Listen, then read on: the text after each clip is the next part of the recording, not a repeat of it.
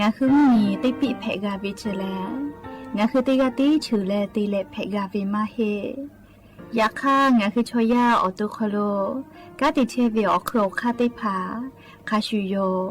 อาชูโยวิโยกาคาเดติเลอติเกกาโพติลาวิทัปปาตองาคือชอยาอาสติกาวิโยงาคือออตุคโลออโครคากาติเชวิอือเวอีเวมาโกติยาลิเลทอกาอายีอือเวคาชเวเพวิโยอลากวงาคือออตุคโลออโครคากาติยายามาเตียลาวิโลโกงาคือชอยาทอกาอาสติมากาวิคาชูงาคือมีติปิเพกาวิเจแลงาคือติมูติสึติเพเลอติกาลิเลอาชูโยเวออวูปุตาเวกันติภาคาเสติเกคาเดกากาติเชวิทัปปาตองาคือมีติปิชกิเพลากาวิโยเชแลงาคือเทโจมโคคางาคือมียาถาตอกคปิลาตาเวปุระเวติจุเสนีเสหปามัชหปานิงาติจออกขอทามัววิทยาลัยวิชาการศึกษาประสามิตรโกเวออคโลจากเกรทาไทโจมคุโฮคางาคือมียาถาปิยาลาตาวิตอกคติพายโย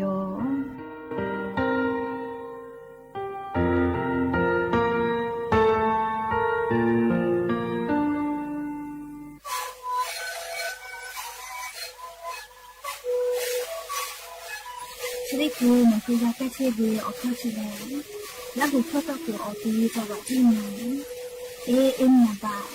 เดี๋ยวที่โอหาสุดขอบตัวเฮลิงเลงหลอกพ่อออยาแก้เชื้อนาลีตัวแล้วแก้เชื้อนาลีแล้วถือว่าออยาที่นาลีที่แต่แล้วก็มันชอบขัดแย้งลิงเลงแล้วหัวคอก็เชื้อเบอแล้วงานแล้วหัวคอก็เชื้อสมองมาพาโบในดีโด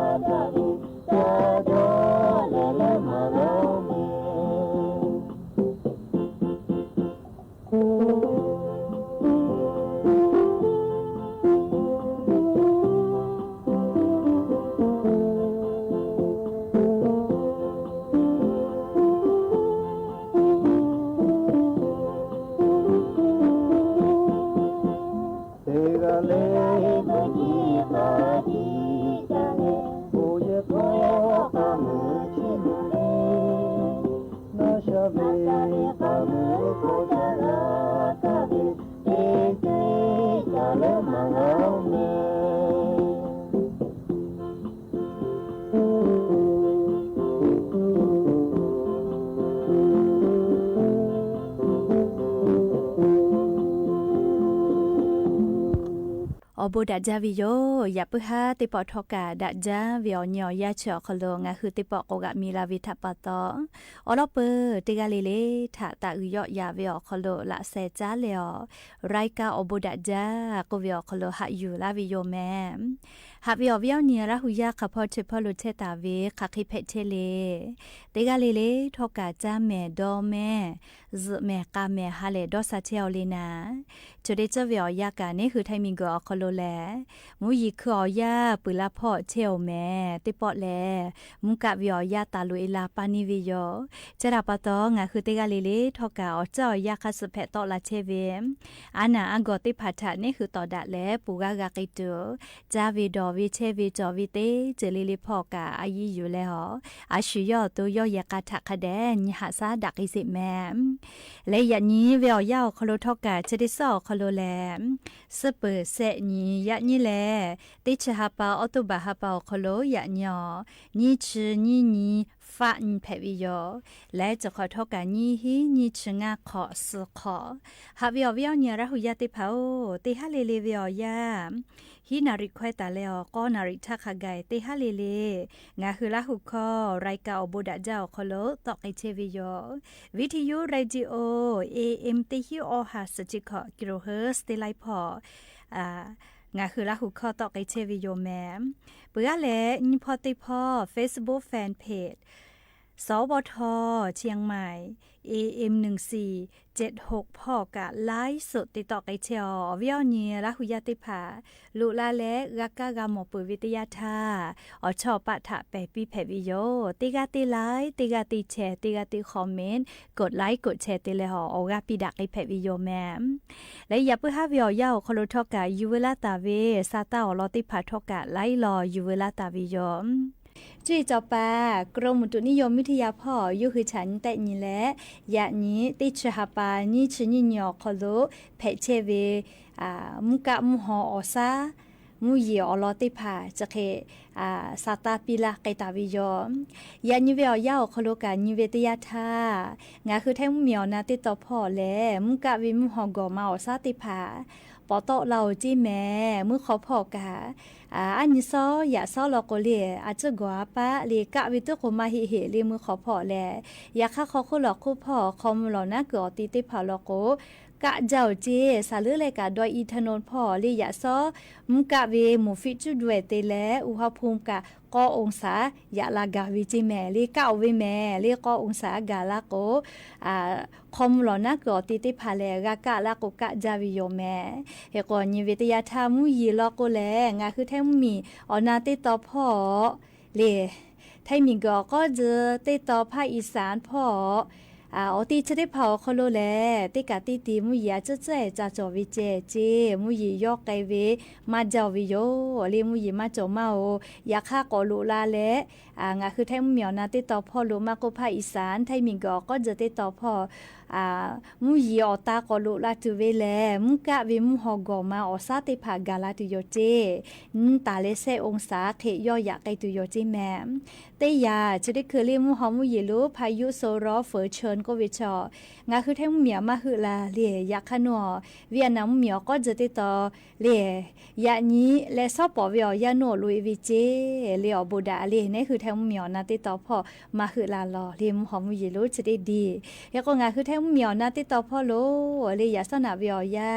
ใครไกเล่มุชาเลดาจาเลียมุยลางงอมาโจแม่เลียอยากฆ่าทอกะฮอเจฮอมเวียซาตุโกอาจจะเคลาวิโยและเลียจะขอเวียย่างคือไทมิงก็คโลจีจอปากรมอุตุนิยมวิทยาพ่อยกหืมกะวิอยาตาซอลุยตุเวแลกาลาตุเวซอปอนจะเสนีติชหาปาวิอยาจอคโลมุกะวิอยาตาซอลุยตุโยเจแม่แล้วก็จะขอป้ามุกะวิอยาเลียจะเสนีติชหาปาตาและเลียเนี่ยขอป้านี่หาปาฟิฟรีหาปาคาไกมุกะวิอยาเพวิเจใครเตเลจะขอเป่ากะกูจากตุยอยาเลติชนี่ฮับปาดิสิบาฮับปาคโลกะจากตุยเจเฮกงะฮือวิญญาละหุยาติภาอาปุเลเลวิติภากูเฮเตลลาเลอาปุเลเลวิติภามือซอวือลาเลวือวิชอติภารอกกาเลคาเดชาเลไม่ไกกะกุฮอคอจ้าเลคาเดชฮูวีเลวือแม่ไม่ให้หลอกว่าปุวกะชอ แต่มอเวลกูกะบุญูเวเล่จื้อเวบืจื้อลาเวแม่เล่บืจื้อลาเวจื้อเวนะเล่กะมาติเตียกะเวเล่บืจื้อเวอานาจะได้พาแพะลาเวโยเล่ก็ดักเกตุเวชกะคาเดกะหาซาวิโยดักเกตุเวอจะได้พางะหัวตุเตเลหาซาปุเวลกูในหัวตุกะเชซาปุวิโยแม่ก็จะขอเวอยากะนิเวตยาทางาคือไทยมีกอคโลกากะจาเลียก็กว่าอันขอเคตอตุโกมากะเจเลค่ะเคโกทอกาอาบุผัดแต่เลวิติพามุชาคาเดตะหุโลเลอลก็มุยิขอยาชออาบุผัดแต่อาปุเลติพาบิโดคอคือแต่เวกาอปิญูเวบุญูเวเคเกเวโกมาเลเคก็มุชาเลดะทาคาเดตะหุเลอุเกพือเลอุเกพืจะกายือจาลอเวอเนี่ยลาหุยาติพาอุเกพือคอเวกามุชาคาเดตะหุเลดอกบะจีอซาติพาเลแม่โกเนคือเมื่อกาท่าอานาอปุมาติพาในหัวตุขอซานักขอซากอลุยวิเจเลขอซคือกะอายุจาแม่เลดาเกตุเวอเจติพาติเลคาเดกาหาซาวิโยเตยาอุเกอคอเวนาเลอุเกเตซตุเวอพืมาเลอคอเวสกาเวแม่เลยาคาอาจะคืออกิลูกาเวเลกามาวิโอเคเวติพาคอลูกาชวิโยเลขก็จะกะเชซาจอซาเกตัวโปนาเลอลอเปิงอะคือลาหุยาติพามกะวิอยากาลาปานิวิทัปตอกูเฮเลฝากไอตัวอโปอลอสตาจะได้พายอยู่เวลาเลงอะคือราหุยาทาจะเคเข้ามาลาวิโยแม่ก็จะเลเตลอกอกไกซาจะเตลอแลเรียโครงการคนละครึ่งพลัสก็เวลอยโยแม่เฮก็ติแกนาสิแม่เรียนี้อาจุยารัฐบาลกางาคือมียาโครงการคนละครึ่งพลัสจอคโลเลมอฮอปาปอเลโมโฮป่ามากุเลียงาหึมมียาเย่ป่าชอติผาทอสติตะจิแม่เลียวแล้วก็หนูคือคนละครึ่งพลัสสติผาลงทะเบียนและหนูคือสิทธิ์เกาเวเตปอชัวก็ฮอจาเวแล้วก็คอพีเฮจาโลเมอเวียเนี่ยละหุยาติเผาเลมือเวียผู้เลขอมือบาคาไกมือวิเจและเลถอคอกาแซขอคาไกยูฮอวิเจและเลชเวียคู่กันโนกาวิฟติภากะคาเปกะก็ขอเซวิจิแม่โอ้เลเลียวคาแต่เวเฮจาโลจะดับปะตองอะคือราหุยาติภาเลติภาโลโกฮาเลเวไม่กะครีเอเตอร์เตเวียโคโลนาเลFacebook พอตะเวเลสิคนละครึ่งหนูฮือมากาวิชองวิโฮลา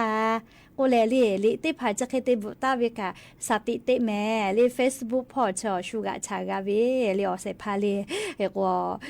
ดามาดาวิโลโกกาเลมือวิอพุตาเลกาทอกคอกากาเชลาแม่เจลาปะตอเลครักครึ่งพลัสสิกาวิชติพาโลโกกาเยเวเลอาชุยอตุยอกาเยวิโยเลชัวเยจมาแผ่ไม่กะชัวนาฮอปิกะมาแผ่เลคอพิจอวิเจหรือเลกาอายุจาเวลิงะคือคนละครึ่งพลัสเลลงทะเบียและลีกาวิชติพาเลคาเดดอนวแม่ลีติชติฮาปาติชตินีเวียยาวคโลอลอติปอกาเยเวลีมาเยวิลโกกาเวกาชุกอยุขวิเจลีจะดับปตอตาลืปีแม่ลีคนกาคนละครึ่งพลัสชอคโลเลติกาติกุกาปอดาเลกาเยเวลีเคโกอลอติปอโนฮืกาตาเยเวเลติชติฮาปาติชตินีวุสอลอติปอกาเยวิเจยาคาตาเยกาวิอนชกอนทาตาเยกาวิโยลีใครแต่ละชุดที่คือลีเจียเวลีลงทะเบียนมากาไตเวบีเวปตอมากาวิติมุทากะเลเนขอเป่าท่าเลคุละครึ่งพลัสนิปติฟกอพอและมากาเวชอติผาทะกอจ้าปีไกตุโยเจเราเวลากูเลเนขอเป่าติปกอเราลากกมากาเลชอมากาเวชอติผาโลทะเบียมาไตเวชอติผาทะติปกอพอแล้วเนี่ยขอเป่าติหาปาจานาวารีหาปาทาติปอกพอแล้วเลโครงการคนละครึ่งพลัสนิปติปุชกอติปีไกตุโยเจเลคาเตลาวเวียเนี่ยละหุยาติเผาจะได้คือเล่งคือละหุชมติภาก่อนนาลุลาเว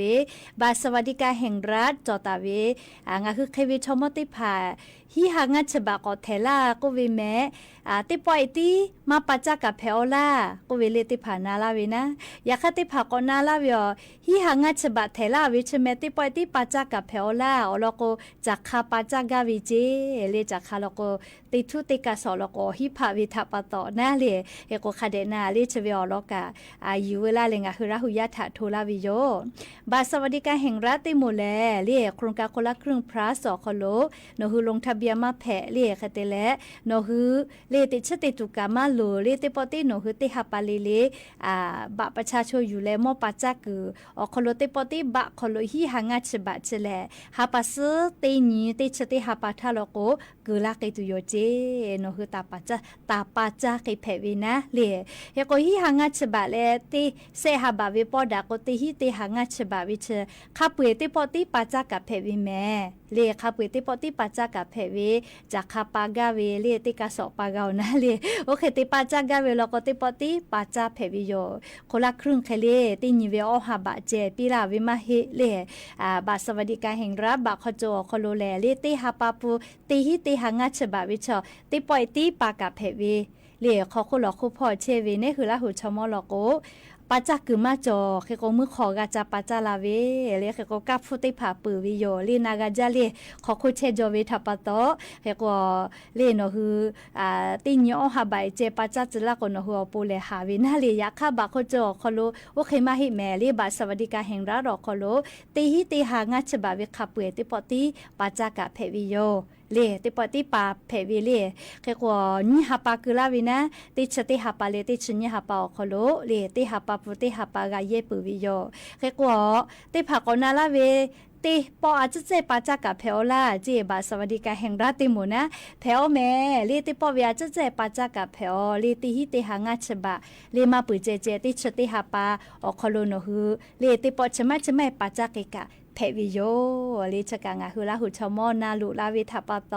นาฮือนากานาเจเลเลติไข่เจติเตเกกาตัวปูนาเลงากาซาตาติภาคาปุยโกโกเวลาเลนาลาวิคัสโกโคลาวิติจือเพวิโยไคเตเลเลบาสวัสดิการแห่งรัฐคาทะกพอเลลงทะเบียนตุเวเลก็เลนาลุลาวิกาคาบิโยเลเคกอยาซานาวิอจะใจเวซาตาเลกระทรวงกระคลังพ่อซาตากอตะลาวิเลกาลาตุเวติชติฮาปาเลียบาสวัสดิการแห่งรัฐเตปอกพอเลลงทะเบียนจตุออกคากว่าวิเลมาเต้าลอเจกามาจาวิทัปโตเลียติมาเต้าลอเจจะดาปโตเนขอเป้าติฮาปาจานาวริฮาปาไทยตากาเฮจิเมเลียโครงการคนละครึ่งนิปุติปุเวียนะหรืออุทาตาวิเคเลียบาสวัสดิการแห่งรัฐมาจววิชติภาติปอกพอเลวกาอุคิไทยและเลียกาตาเฮจิเมเลียกชกันนะเลียยาสนาอจะเจกาลาวิสาตาติปอกอยู่เวลาและงาคือราหุยาติภาชะกอมาลาวิโยอบุจอวิอลอเลียยีอือเวงาคืออาสติกอคโลเลียจ้าดาวิสาตาอลอเพวิทัปโตอบุติแลงาคือราหุยากาลีจ้าถาจ้าเจกากาเชปิเกละแม่แต่ก็แลเลียวเวียวนี้ราหุยาติภาชาเลียวลอสาตาติภาชะเกกาลาวิโยแม่กากาไกปือเลียกากาคือกากาโจเวสาตากะจ้าเลเลียติลอกเกสามอบอมเหมียวกังกะใจวิชติภาเลียสติตะแม่จุดิคือเวียยาฮีเลฮิจ้าปาติหมูเจกุมาเลียนูออสเตรเลียมีคโลเลียอิสไซเวกากาจาเวติภาสเกลาเกาก็เลเลียบริษัทตัวเทติภาชอเลียลาเลจติลาวิโลเจเลียกเตเลมมียาฮิจ้าเกเลมมียาพุชกาชุกไกเปเวมาเจ้าจิเมเลียกเตเลเลียตากาลาวิเจอเวียเนี่ยลาหุยาติภาชุมุชุมยอคโลกังกาใจโดวิโลโกเลียคเดกันยูเวโยแม่เลียบริษัทตัวแทนในหน้าไลกาโลโกลิฟุเจโวจาเวสเกลามากาไกเวลิฟุโกเลกาลาโกอามุเปะเตียลาวินาเลียเฮโกงาคือลาหุยาติภาสติตะแม่ลิชกากรมการจัดหางาพ่ออลอสาตาปิลาเวมียาติภาเจเลกรมการจัดหางาคโลอลอจาตาลาเวเลติฮาเลขอชกอกาเจฮีเลฮิจาปาเลนัวออสเตรเลียมีแคนาดาพ่อกาเซพ่อกากาใจเวสเกลาเกาก็เลอีกาซาติพูติผาเลจะเคมาคือก็เลวคือเปียวิชเลแม่วิเจเลกุลาวิอนัวเลแคนาดามีแล้วออสเตรเลียมีสเกเลกากาเซพ่อกาติเวเลกาติเวอคโลกาวิเลลิติฮาปาเวียติเซติมือพะกาฟูกาเวโกเลเคโกลาวิเจเคโกงาฮึมียากา ไทยมีก็คโลกังกะจักโกกะผู้อีเวทับตอชุมุชุมยอกังกะใจกะเวนะยะก็อีกะซาอลอติผากะติฟุติกะเวขอมือบาตาเลติเส้นมือบาขะไกวอวิเจติผากอแต่กะเกกอเลียติหาไปเจติเตียกะกะขอดอเวนะเกกอฟอเซกะวอคือเปียเวเลมาจอกะจะชะจังอะเลวอคือเปียวิชอเลมือเลฮิเลฮิจาปาบริษัทติผาจอยลอเจเลเกกอฟูเจฮิจาเวนะเลเกอเสพากอเมเวเลชะดาปะตอเลงะหุระหุยาชุมุชุมยอคโลกังกะใจเวกะคาเดกะญิเวโยเลชะบุชอเลเมพุสดากุกะเลญิมาขอที่นาเกาะนะคาคินามาสเวทาปะตอเลเตกาเวลกว่าจุยารัฐบาเวียเลจาดะเลเกเลเลกะเลบริษัทชติผาชอเอเคลาเอเคเวบริษัทลาไม่เลหิจาปาเวบริษัทลาเลจะได้ผาลกุกะโนคือจากาเวลอแมเลเข้าจริงแห่งประเทศไทยอคโลเลนอคืออินเทอร์เน็ตขอเล่ติลุยแล้วยูฮูเวบริษัทอเมติเผากะติเขาทอคือเปียโกเล่ฮิเลฮิจ้าเปาโมลาอแต่เวลาลิชติผาตอลาวิเจเล่ก็เวียนี้ลาหุยาติผาทอกะสติตากาตัวโปเล่อลอชติผากะยูเวลาแลงะคือเวียนี้ลาหุยาติผาทาอลอสาตาติผาจะเคกาลาวิโยแมก็จะเลติลอขอเกสาลียานิกาสาตาขจอยยูเวลาวิโยเวียนี้ลาหุยาติผาอมูลูปอยจอกอติอตาเลกาลีอมูลูติเกปอยเยกอติติผาอคโลดอดายะดาวิลโกเลมือแผ่วิจิแม่เล่ดอดายะดาวิชอติกาเวียงาหามือแผ่วิจิเล่แค่ก็นาเลชุปอยจอกอติอแค่จากือละก็ตุปอยเยสตาเวมาโกเย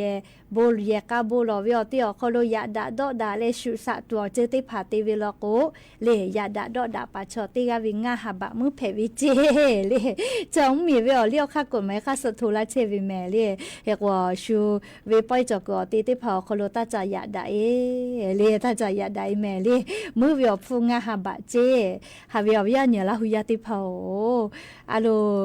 อัตโนมัติจึกะเรียเซมาจอกวิชอแต่ลอแม่เลหาวิโกวิกาอกุมาโนก็เวคาชูเพซาปอซาวิกาอกุมาโนเจจะดาปะตอเลติกาเลกาเพซาปอซาทากะเคตตอตาจะมือเลไม่เลหาโกวิชอกาลิญิมาเคตตอตาอีเลอลอกชอยะชอชอบูชออะโมแม่เลเพซาปอซาวิกาอกุมาโนวิคาชูหาวิโกวิกาอกุมาโนจิแม่เลเคกอยาโซเลยะญิเวยาปุโธปุลาวิติสลอกชิพุตาเวโกเลชิจาสลาปีจอวิชอติกาที่ฮาเลเชเวอาลุงงาบะจอเวเลไลเซจอเมสาธิเอเพอเมก็เลยฮาเลเชเวเลอาลุสิพก็ยายวิเจโอ้โหเบียเนี่ยละหุยาติเผาติเนี่ยติกะญีหิงาหาบะยายวิเจสิพุเลตาวิติหิพาตะปุเวคาชูลียายเวกะติเนอคอเลเจติกะญีหิงาหาบะคะกะยายวิจิแม่เลเคก็ยานี้是家哪里是教铺我家的都有位的爬落个咖喱呀你不要要可罗lesข้อมืออ้อติลูจิแม่lesข้อมืออ้อหิงาหางาฉบะติลูเจนี่หิงาหาบะยาลาวิจิแม่lesอามากะเซมาจอกวิชเวียลาวิแม่lesเพซากะกะเมติมิเจติlesหากกะกะเมติมิเจติlesอาสติกะคโลสติกะติเวlesเฮกว่าสิพุตาลาโกเลียฮอจาวินะอยากคัสิพุยาอาลาโกวูเตวิตากาเตวิเลเฮโกตากาเตวิชกาโอเมกาวิพอติมาจอเลติปปก็ช่วยวิกาจอกปุเวเฮเลเฮโกชกายานี้สิพุกะก็อยากลาวิเจแต่ก็แลเลยอวิยเนี่ยละหุยาติพัทธาอลอสาตาติภาอยู่เวลาเลยจะเคเกามาลาวิโยแม่ก็จะเลยชติโลกาอาจจะก่อนหน้าหิแม่อวิยเนี่ยละหุยาติภาเรียกโครงการคนละครึ่ง plus จอโคโลกาชติปอเลเรียปุลาวิอาแก plus วิชอใครเรียก็ลูกคิวกะจ้าเชเวเรียตู้กะเวมอทอคิวกะจ้าเชเวเรียชติภากะโครงการจอโคโล ปอแผ่วิเจแค่ก็มียาเรียกโครงการคนละครึ่ง plus เยวิชกะหนูคือกาลุเคียวเยลาโกติกาติเกเวเลชติพาเยกไอแผ่วินะเรียกแค่ก็หมดทกาลุเคียวกะจ้าเชวิชติพากาเรียโครงการคนละครึ่ง plus สอคโลหนูคือกาปอแผ่วิเจเรียกแค่ก็งาคือเจ้าวัดจิ้มใหม่แล้วก็กาเรียสำนักงานขนส่งเจ้าวัดจิ้มใหม่คโลกาขนส่งคโลปอตาเวลุเคียวกะจ้าเชวิชติพากาเรียกโครงการชอคโลปอตัวอปูเรียรอติพากาติทูเชเวง่ายๆเลยนอฮือลุเคียวกะจ้าเชเวเอกสารสิทธิ์ติพาเรียสำนักงานขนส่งคโลใบรับรอเลยนอฮือกะลงทะเบียนแผ่วิเจเลยจะขอเป้าปุลาเวอยาแก้เลยคาเคเตพลัสเวเลก็เลยลุเมลุเคียวติพากาเลยลงทะเบียนและปอแผ่วิเจแค่ก็งาหืมมียากะจะเย่แผ่วิจิแม่ลิจกะอยู่เวลาเละเลียววิญญาณหุยติพาชาอลอซาตาจะเคชลากาลาวิโยแม่และอย่าปื้อฮาติปอทอกาชลากาลาตุเวอลอซาตาติพาจะเคไม่จะได้โยแม่ลุลาเละกากาพนาเลอโอกาปิลาเชเวติกาเลเลกาอบุจาแม่ติกาเลเลซแม่กาแม่เชซาจอซาฮาเลดอซาปีอบุจา呀多个子来呀多拉子来那么那面子拉呗那卡个子个罗卡达为马卡个马罗斯吉马卡达干呀你那么那面子拉呗呀你那么那面子拉呗罗马罗斯吉那嘎达干小帕的帕卡贝克里有拉古巴哦。那么一下那只马脚呀子可来见，那么那米啥个吉呀吉，啥看那个是拉表。罗巴布达呀布罗，么你达呀你罗，个可不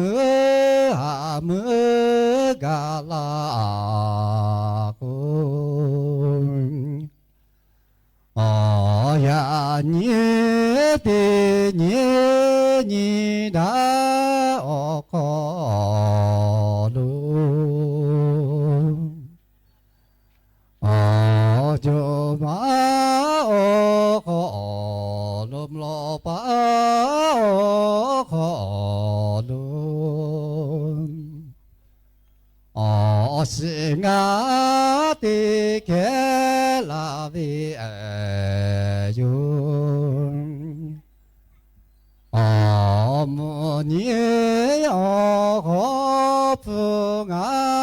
的个拉。不我的米不该了的米和果子为结是我就不结มาเจกุตาโลปูเลจกเจมาเจกุตาสเบียวจิอาเจปีโชลือมาปูเลบาสกุตาโลอเตเจญิเก สถานีวิทยุกระจายเสียงแห่งประเทศไทยและเครือข่ายทั่วประเทศเสนอข่าวต้นชั่วโมงรู้เร็วรู้จริงเกาะติดทุกสถานการณ์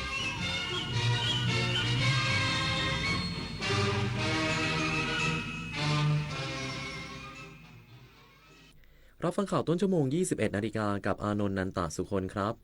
กรมการค้าภายในลงพื้นที่ติดตามสถานการณ์การจับจ่ายใช้สอยของประชาชนช่วงเทศกาลกินเจอีกสักครู่กับมาติดตามรายละเอียดครับชาติศาสนาพระมหากษัตริย์คือรากฐานของความเป็นไทยร่วมกันสืบสานปกป้องและภาคภูมิใจในสถาบันหลักของชาติเพราะความมั่นคงของแผ่นดินเริ่มต้นจากหัวใจของเราทุกคนรักชาติรักษาศาสนาเทิดทูนสถาบันพระมหากษัตริย์รวมพลังความรักสร้างชาติให้ยั่งยืน พระบาทสมเด็จพระเจ้าอยู่หัวทรงพระกรุณาโปรดเกล้าโปรดกระหม่อมพระราชทานผ้าพระกฐินตามที่กรมประชาสัมพันธ์ขอพระราชทานไปทอดถวายยังวัดพระสิงห์จังหวัดเชียงรายในวันเสาร์ที่ 25 ตุลาคมนี้เวลา 9:30 น.ขอเชิญพุทธศาสนิกชนร่วมงานทอดกฐินพระราชทานและร่วมทำบุญเพื่อถวายเป็นพระราชกุศลได้ที่บัญชีกฐินกรมประชาสัมพันธ์ธนาคารกรุงไทยเลขที่ 068 0060 154เมื่อเราก้าวทันเราต้องรักษาพัฒนาและส่งเสริมผลประโยชน์เพื่อความก้าวหน้าสู่ยุทธศาสตร์ที่สำคัญเราพร้อมผลักดันกิจกรรมเชิงรุกที่สร้างสรรค์ในทุกมิติรวมทั้งสร้างสรรค์ความเข้มแข็งในภูมิภาคที่มีอาเซียนเป็นศูนย์กลางเราสนับสนุนการส่งเสริมและเชื่อมโยงในเวทีเจรจาการค้าการลงทุนเรารักษาสันติภาพเสถียรภาพความมั่นคงและความมั่งคั่งประชาคมอาเซียนประชาชนเป็นศูนย์กลางเราไม่ทิ้งใครไว้ข้างหลังเรามาเชิญชวนทำกิจกรรมเดินวิ่งการกุศล9ด้วยธรรมครั้งที่9ครับซึ่งจะจัดขึ้นในวันที่9พฤศจิกายนนี้มาร่วมกันเยอะๆเพราะว่าเป็นสิ่งที่ดีมากๆช่วยเหลือโรงพยาบาลทั้ง19โรงพยาบาลก็มาร่วมวิ่งทำบุญกันเยอะนะครับติดตามที่เพจ9ด้วยธรรมนะครับดูรายละเอียดมาสมัครมาร่วมกันได้ครับเรามีวิ่งกัน2ระยะมี5กิโลแล้วก็ 10.5 กิโลสามารถร่วมบุญกันได้ค่ะก็อยากให้ทุกคนเนี่ยมาวิ่งมาร่วมทำบุญมาสนุกกันเยอะๆนะครับ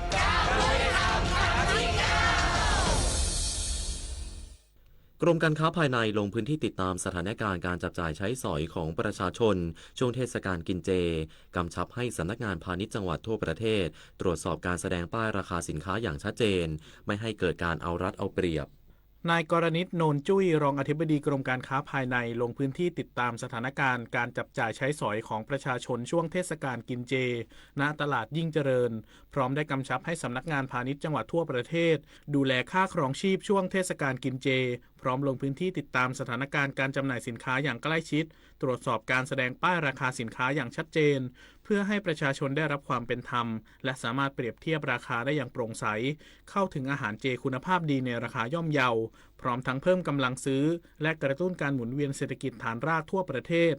โดยสถานการณ์ณตลาดยิ่งเจริญเป็นไปอย่างคึกคักมีประชาชนมาจับจ่ายใช้สอยจำนวนมากโดยพบว่าผู้ประกอบการให้ความร่วมมือในการติดป้ายแสดงราคาสินค้าอย่างชัดเจนครบถ้วนและมีการจัดโปรโมชั่นลดภาระค่าใช้จ่ายของประชาชนพร้อมทั้งเพิ่มจำนวนแผงจำหน่ายวัตถุดิบอาหารเจเพื่อรองรับความต้องการบริโภคที่เพิ่มสูงขึ้นในช่วงเทศกาลจากการสอบถามแม่ค้าและผู้บริโภคพบว่าราคาวัตถุดิบอาหารเจปีนี้ลดลงจากปีก่อนโดยเฉพาะกะหล่ำปีหัวไชเท้าผักกาดและแครอทขณะที่ซอสปรุงรสและอาหารแห้งเช่นฟองเต้าหู้เห็ดหอมและหมี่ซั่วมีราคาทรงตัวไม่ปรับขึ้นขณะที่ผักบางชนิดเช่นคะน้าและกวางตุ้งมีการขยับราคาเล็กน้อยตามสภาพผลผลิตจากสภาพอากาศปฏิพล สัทธพรหมมารายงาน คลังจังหวัดบุรีรัมย์ลงพื้นที่ชี้แจงแนวทางการใช้เงินจ่ายเงินที่รัฐบาลเพิ่มให้ผู้ถือบัตรสวัสดิการแห่งรัฐ850 บาทเป็นเวลา 2 เดือนนางอนุชาสุวรรณภาพคลังจังหวัดบุรีรัมย์ลงพื้นที่พบปะประชาชนในชุมชนบ้านบัวอำเภอเมืองบุรีรัมย์เพื่อให้คำแนะนำและชี้แจงแนวทางการใช้จ่ายเงินที่รัฐบาลเพิ่มให้แก่ผู้ถือบัตรสวัสดิการแห่งรัฐจำนวน850 บาทต่อเดือนเป็นเวลา 2 เดือนติดต่อกันโดยคลังจังหวัดบุรีรัมย์กล่าวว่าเงินส่วนดังกล่าวกรมบัญชีกลางจะโอนให้แก่ผู้ถือบัตรสวัสดิการโดยตรงสามารถใช้รูดซื้อสินค้าอุปโภคบริโภคจำเป็นได้ที่ร้านค้าธงฟ้าและร้านค้าที่เข้าร่วมโครงการทั่วประเทศกรณีมีวงเงินคงเหลือในแต่ละเดือนจะไม่มีการสะสมในเดือนถัดไปคลังจังหวัดบุรีรัมย์ยังเน้นย้ำให้ประชาชนเข้าใจว่าเงินดังกล่าวไม่สามารถกดเป็นเงินสดได้แต่สามารถใช้ผ่านบัตรสวัสดิการแห่งรัฐได้ตามปกติเพื่อให้เกิดการใช้จ่ายหมุนเวียนในระบบเศรษฐกิจฐานรากและเกิดประโยชน์แก่ผู้ถือบัตรอย่างแท้จริงยุภาพานศรีบุตรสวทบุรีรัมย์รายงานรัฐมนตรีว่าการกระทรวงทรัพยากรธรรมชาติและสิ่งแวดล้อมเตรียมมอบนโยบายหน่วยงานในสังกัดในพื้นที่จังหวัดเชียงใหม่เกี่ยวกับการแก้ไขปัญหาไฟป่าหมอกควันในพื้นที่ป่าเพื่อนำสู่การปฏิบัติหน่วยงานในสังกัดกระทรวงทรัพยากรธรรมชาติและสิ่งแวดล้อมในพื้นที่จังหวัดเชียงใหม่พร้อมรับนโยบายการแก้ไขปัญหาไฟป่าในพื้นที่อนุรักษ์และพื้นที่ป่าสงวนแห่งชาติจากนายสุชาติชมกลิ่นรัฐมนตรีว่าการกระทรวงทรัพยากรธรรมชาติและสิ่งแวดล้อมซึ่งเดินทางลงพื้นที่ตรวจราชการที่ศูนย์ปฏิบัติการไฟป่าเชียงใหม่อำเภอเมืองเชียงใหม่จังหวัดเชียงใหม่ในระหว่างวันที่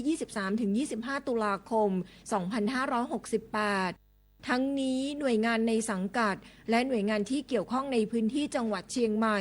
พร้อมนำนโยบายสู่การปฏิบัติให้เกิดประสิทธิภาพสูงสุดพร้อมทั้งเตรียมนำเสนอความพร้อมการแก้ไขปัญหาไฟป่าและหมอกควันประจำปี 2569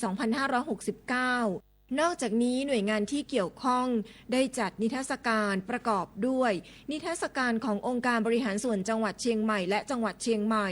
นิทรรศการกรมป่าไม้จำลองจุดเฝ้าระวังไฟป่ากรมอุทยานแห่งชาติสัตว์ป่าและพันธุ์พืชเครื่องมืออุปกรณ์ดับไฟป่าพร้อมชมฐานการสาธิตการฝึกของชุดปฏิบัติการพิเศษดับไฟป่าเสือไฟ2จุดได้แก่ฐานการปีนกำแพงสถานีกำแพงและฐานการข้ามไฟนรกสถานีล้อนรกพิมลกันเดชาชัยทีมข่าวสวทเชียงใหม่รายงานจบข่าวอานนท์นันตะสุคนอ่านรับฟังข่าวครั้งต่อไปเวลา 22:00 น.ติดตามข่าวที่นำเสนอไปแล้วได้ที่ www.thainews.prd.go.th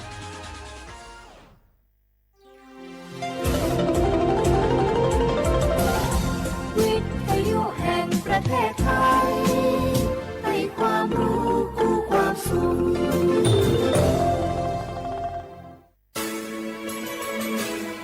สถานีวิทยุกระจายเสียงแห่งประเทศไทยจังหวัดเชียงใหม่ AM 1476 กิโลเฮิรตซ์สถานีวิทยุภาคภาษาชาติพันธุ์แห่งเดียวในประเทศไทยที่มีความทันสมัยเชื่อถือได้สร้างอัตลักษณ์กลุ่มชาติพันธุ์สู่สากล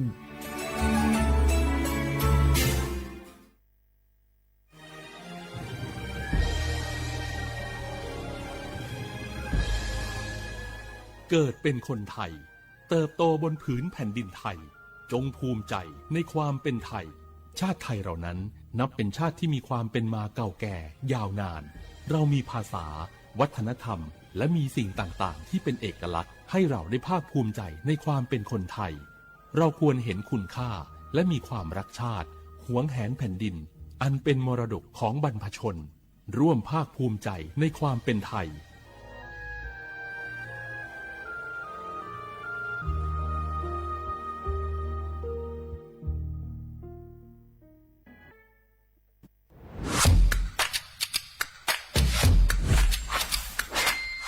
กลับมาแล้ววันนี้กับโครงการคนละครึ่ง plus รัฐออกครึ่งประชาชนออกครึ่งช่วยเศรษฐกิจไทยหมุนเวียนเติบโต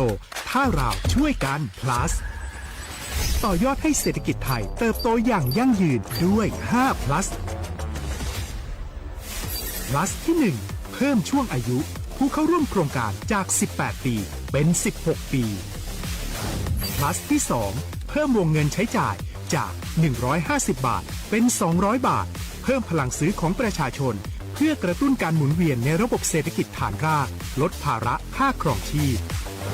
plus ที่ 3 เพิ่มสิทธิพิเศษด้วยการดูแลผู้ที่อยู่ในระบบภาษีให้ได้รับสิทธิพิเศษมากขึ้นเพื่อสร้างแรงจูงใจให้ทุกคนร่วมอยู่ในระบบอย่างโปร่งใส plus ที่ 4 เพิ่มโอกาสให้นิติบุคคลขนาดเล็กเข้าร่วมได้ให้ธุรกิจเติบโตเป็นกำลังสำคัญของเศรษฐกิจไทย plus ที่ 5 เพิ่มทักษะใหม่เพื่อพัฒนาให้ร้านค้านำความรู้ใหม่ๆมาช่วยเพิ่มยอดขายลดต้นทุนเรียนรู้เติบโตและปรับตัวไปกับเทคโนโลยีใหม่เพื่อสร้างเศรษฐกิจที่แข็งแกร่งจากคนละครึ่งสู่คนละครึ่ง plus ไม่ว่าจะสั่งข้าวคนละจานชาเขียวคนละแก้วขนมเค้กคนละชิ้นหรือหลายๆชิ้นก็ใช้ส่วนลดได้ทันทีสูงสุดวันละ200 บาทแถมใช้กับฟู้ดเดลิเวอรี่ก็ยังได้สำหรับประชาชนไทยอายุ 16 ปีเป็นต้นไปสมัครรับสิทธิ์ผ่านแอปพลิเคชันเป๋าตังวันที่ 20-26 ตุลาคม 2568 สำหรับร้านค้าที่สนใจร่วมโครงการสมัครได้ผ่านแอปถุงเงินวันที่ 15 ตุลาคมถึง 19 ธันวาคม 2568 แล้วเตรียมพร้อมรับลูกค้าจากทั่วประเทศเพราะนี่คือโครงการที่คนไทยทุกคนช่วยกัน plus เพื่อให้เศรษฐกิจไทยโตไปพร้อมกันโครงการคนละครึ่ง plus ดำเนินการภายใต้เป้าหมายที่ชัดเจนของรัฐบาลในความต้องการกระตุ้นเศรษฐกิจลดภาระค่าครองชีพให้ประชาชนและยกระดับศักยภาพผู้ประกอบการไทยให้พร้อมในยุคดิจิทัลโดยยังคงยึดหลักความโปร่งใสตรวจสอบได้และป้องกันการใช้สิทธิ์ที่ผิดวัตถุประสงค์คนละครึ่ง plus เพิ่มพลังเศรษฐกิจไทยพร้อมโตไปด้วยกัน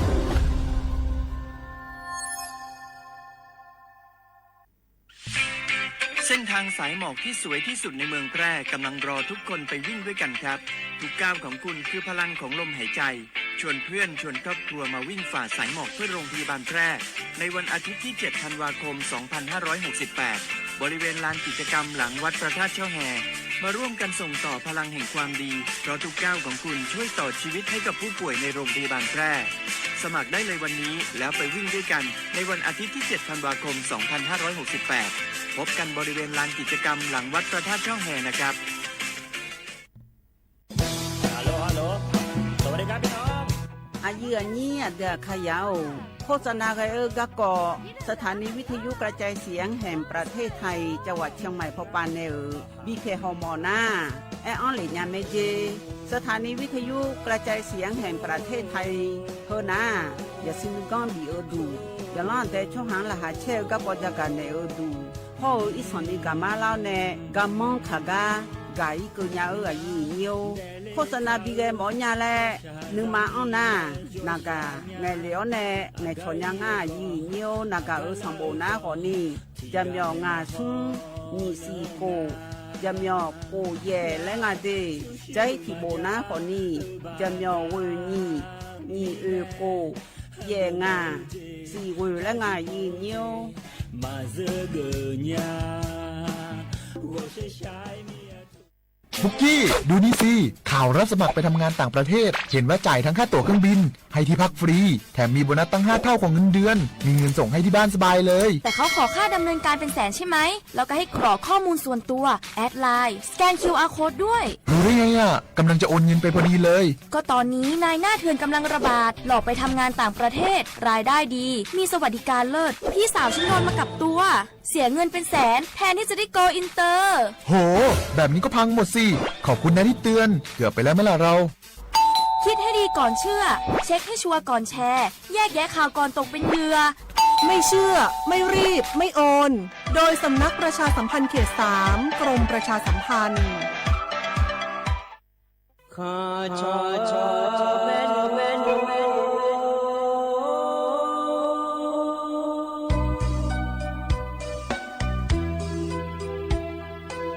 你照顾灵啊，到我土呀卡不，让你怎么灵啊，到我草呀卡不，草怕马西草茶路那一不，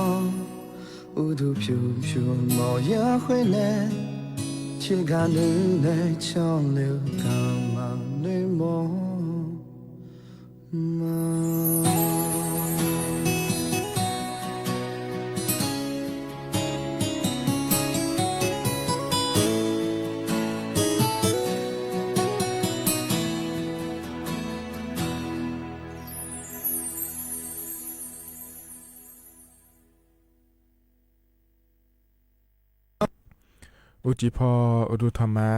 อเยนิมีของยายกานาลุเนเดเยเนเด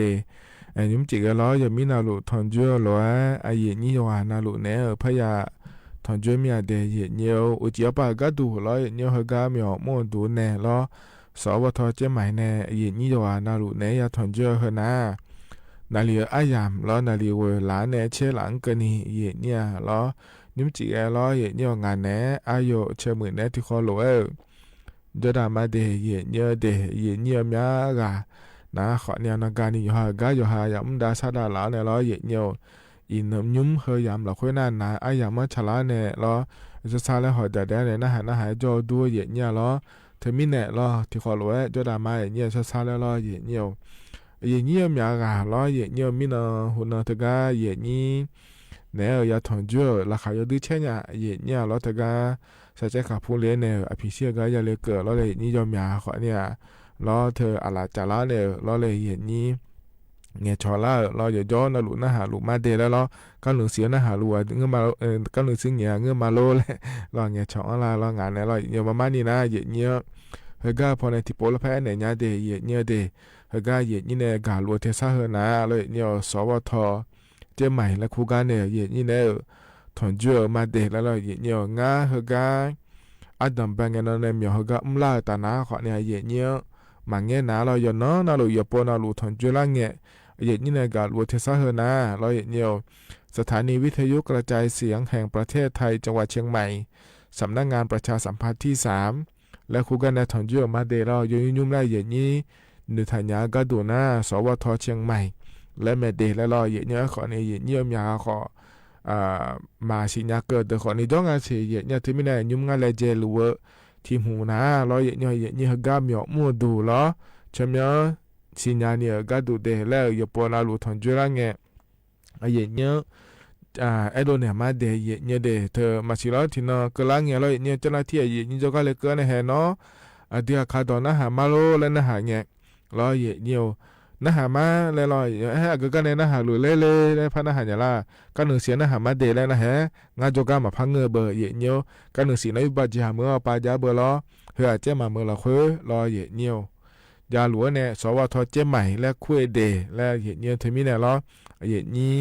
เธอสิญญาเนี่ยชอนหาล่างเนี่ยไอ้เนี่ยยาผายลอยเนี่ยฮกานาสวทเจ้าใหม่แล้วคู่มาเดแล้วสวทเชียงใหม่และเหตุนี้เธอมีเนี่ยล้อเหตุนี้อย่านอนนาลูล้อหน้าหาลาเดินนะขอนี้ให้อย่าปนนาลูทนจุลังเนี่ยแอปโปเมียเลยแล้วลอยเหตุนี้เดินนะขอเนี่ยเธอเหตุนี้บิสิญญาก็ดูเดแล้วลอยเหตุนี้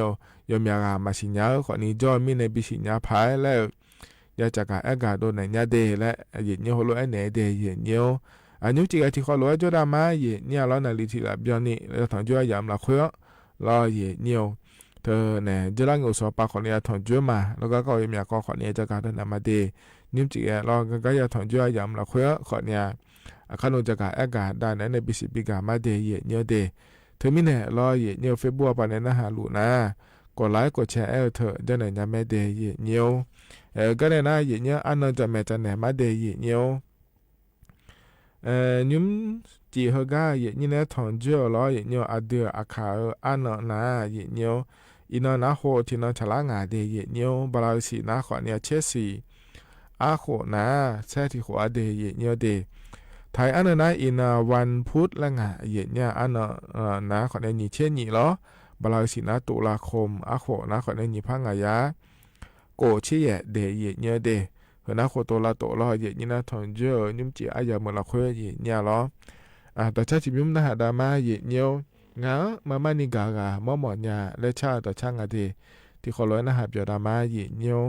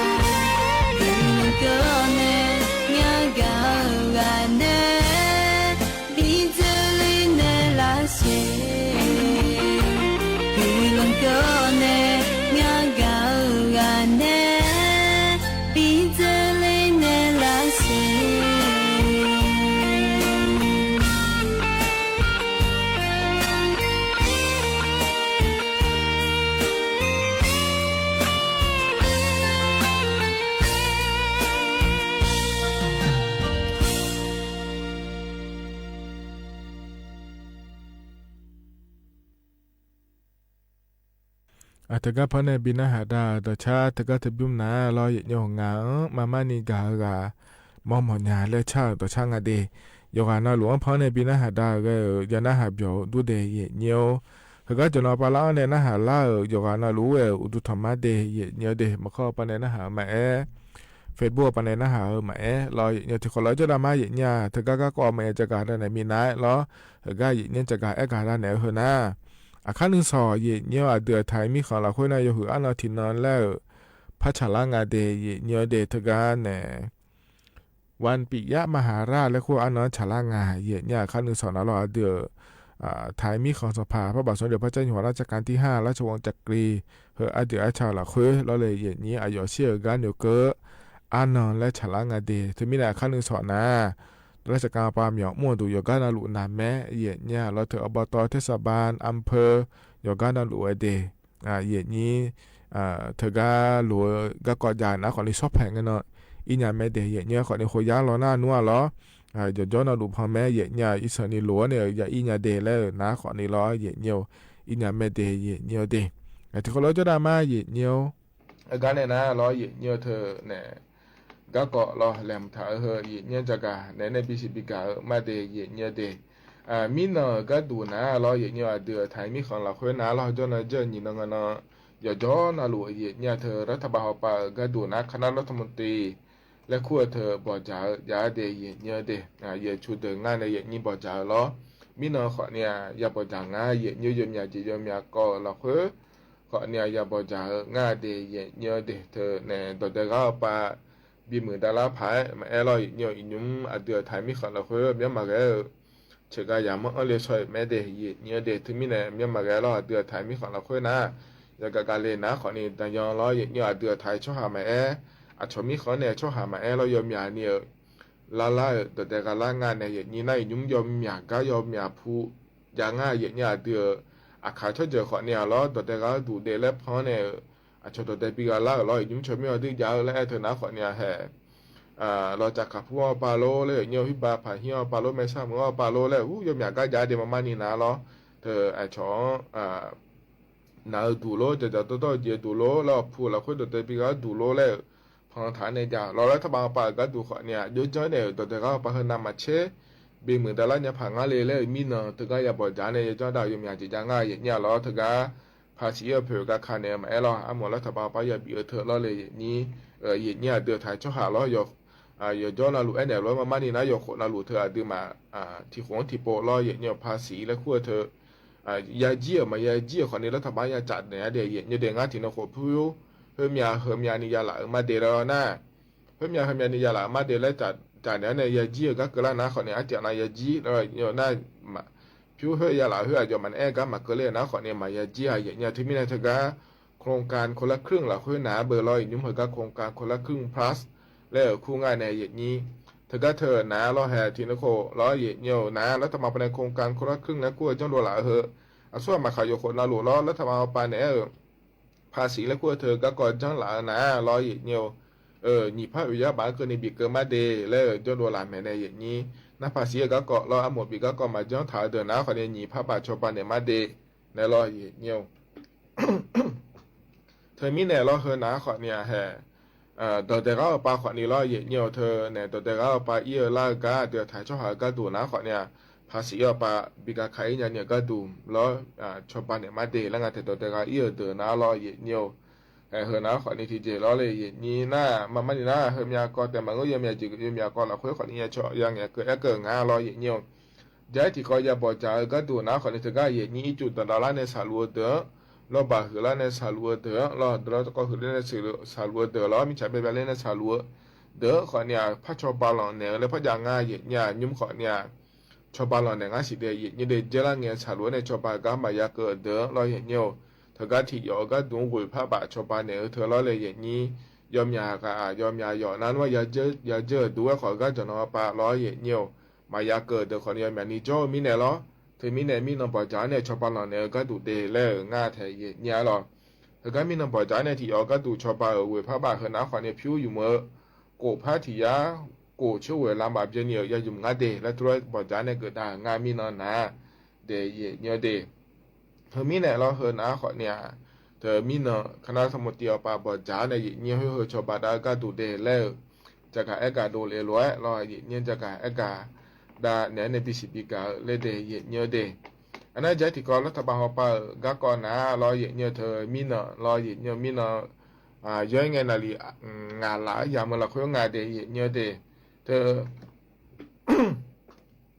ก็เปลี่ยนจึงมาเหมือนเนี่ยอย่างเงี้ยเขาหนุ่มมาได้แล้วแต่เราอุตสาหกรรมอาทุนเนี่ยก็อย่างเงี้ยถอนอยู่นั่นหัวโลกมีอะไรมีเนาะย้อยไงนาลีงานหลายอย่างเมื่อเราคุยรออย่างเงี้ยเธอเดือนนายกรัฐมนตรีเหรอในอนุทินชาญวีรกูลเดยอย่างเงี้ยเธอก็เนี่ยนายกรัฐมนตรีสาธารณสังคมนิยมเวียดนามแล้วก็อย่างเงี้ยเวียดนามเขาไปนายกรัฐมนตรีเนี่ยนากาเขาไปเนี่ยเงี้ยช่องเดยเงี้ยเดนะเดือนนายกรัฐมนตรีก็ดูนะคนนี้เธอก็เวียดนามเขาไปแล้วอายุนายกรัฐมนตรีล่าก็ราคาจดเช่นเนี่ยง่ายเนี่ยแล้วเธอในฟาร์มิงจริงเนี่ยถึงเธอเนี่ยหรอทุกงานเดยเงี้ยเดเธอก็เนี่ยเดือนนายกรัฐมนตรีเขาไปก็ดูคนนี้เวียดนามมีคนเจริญเงี้ยร้อยเงี้ย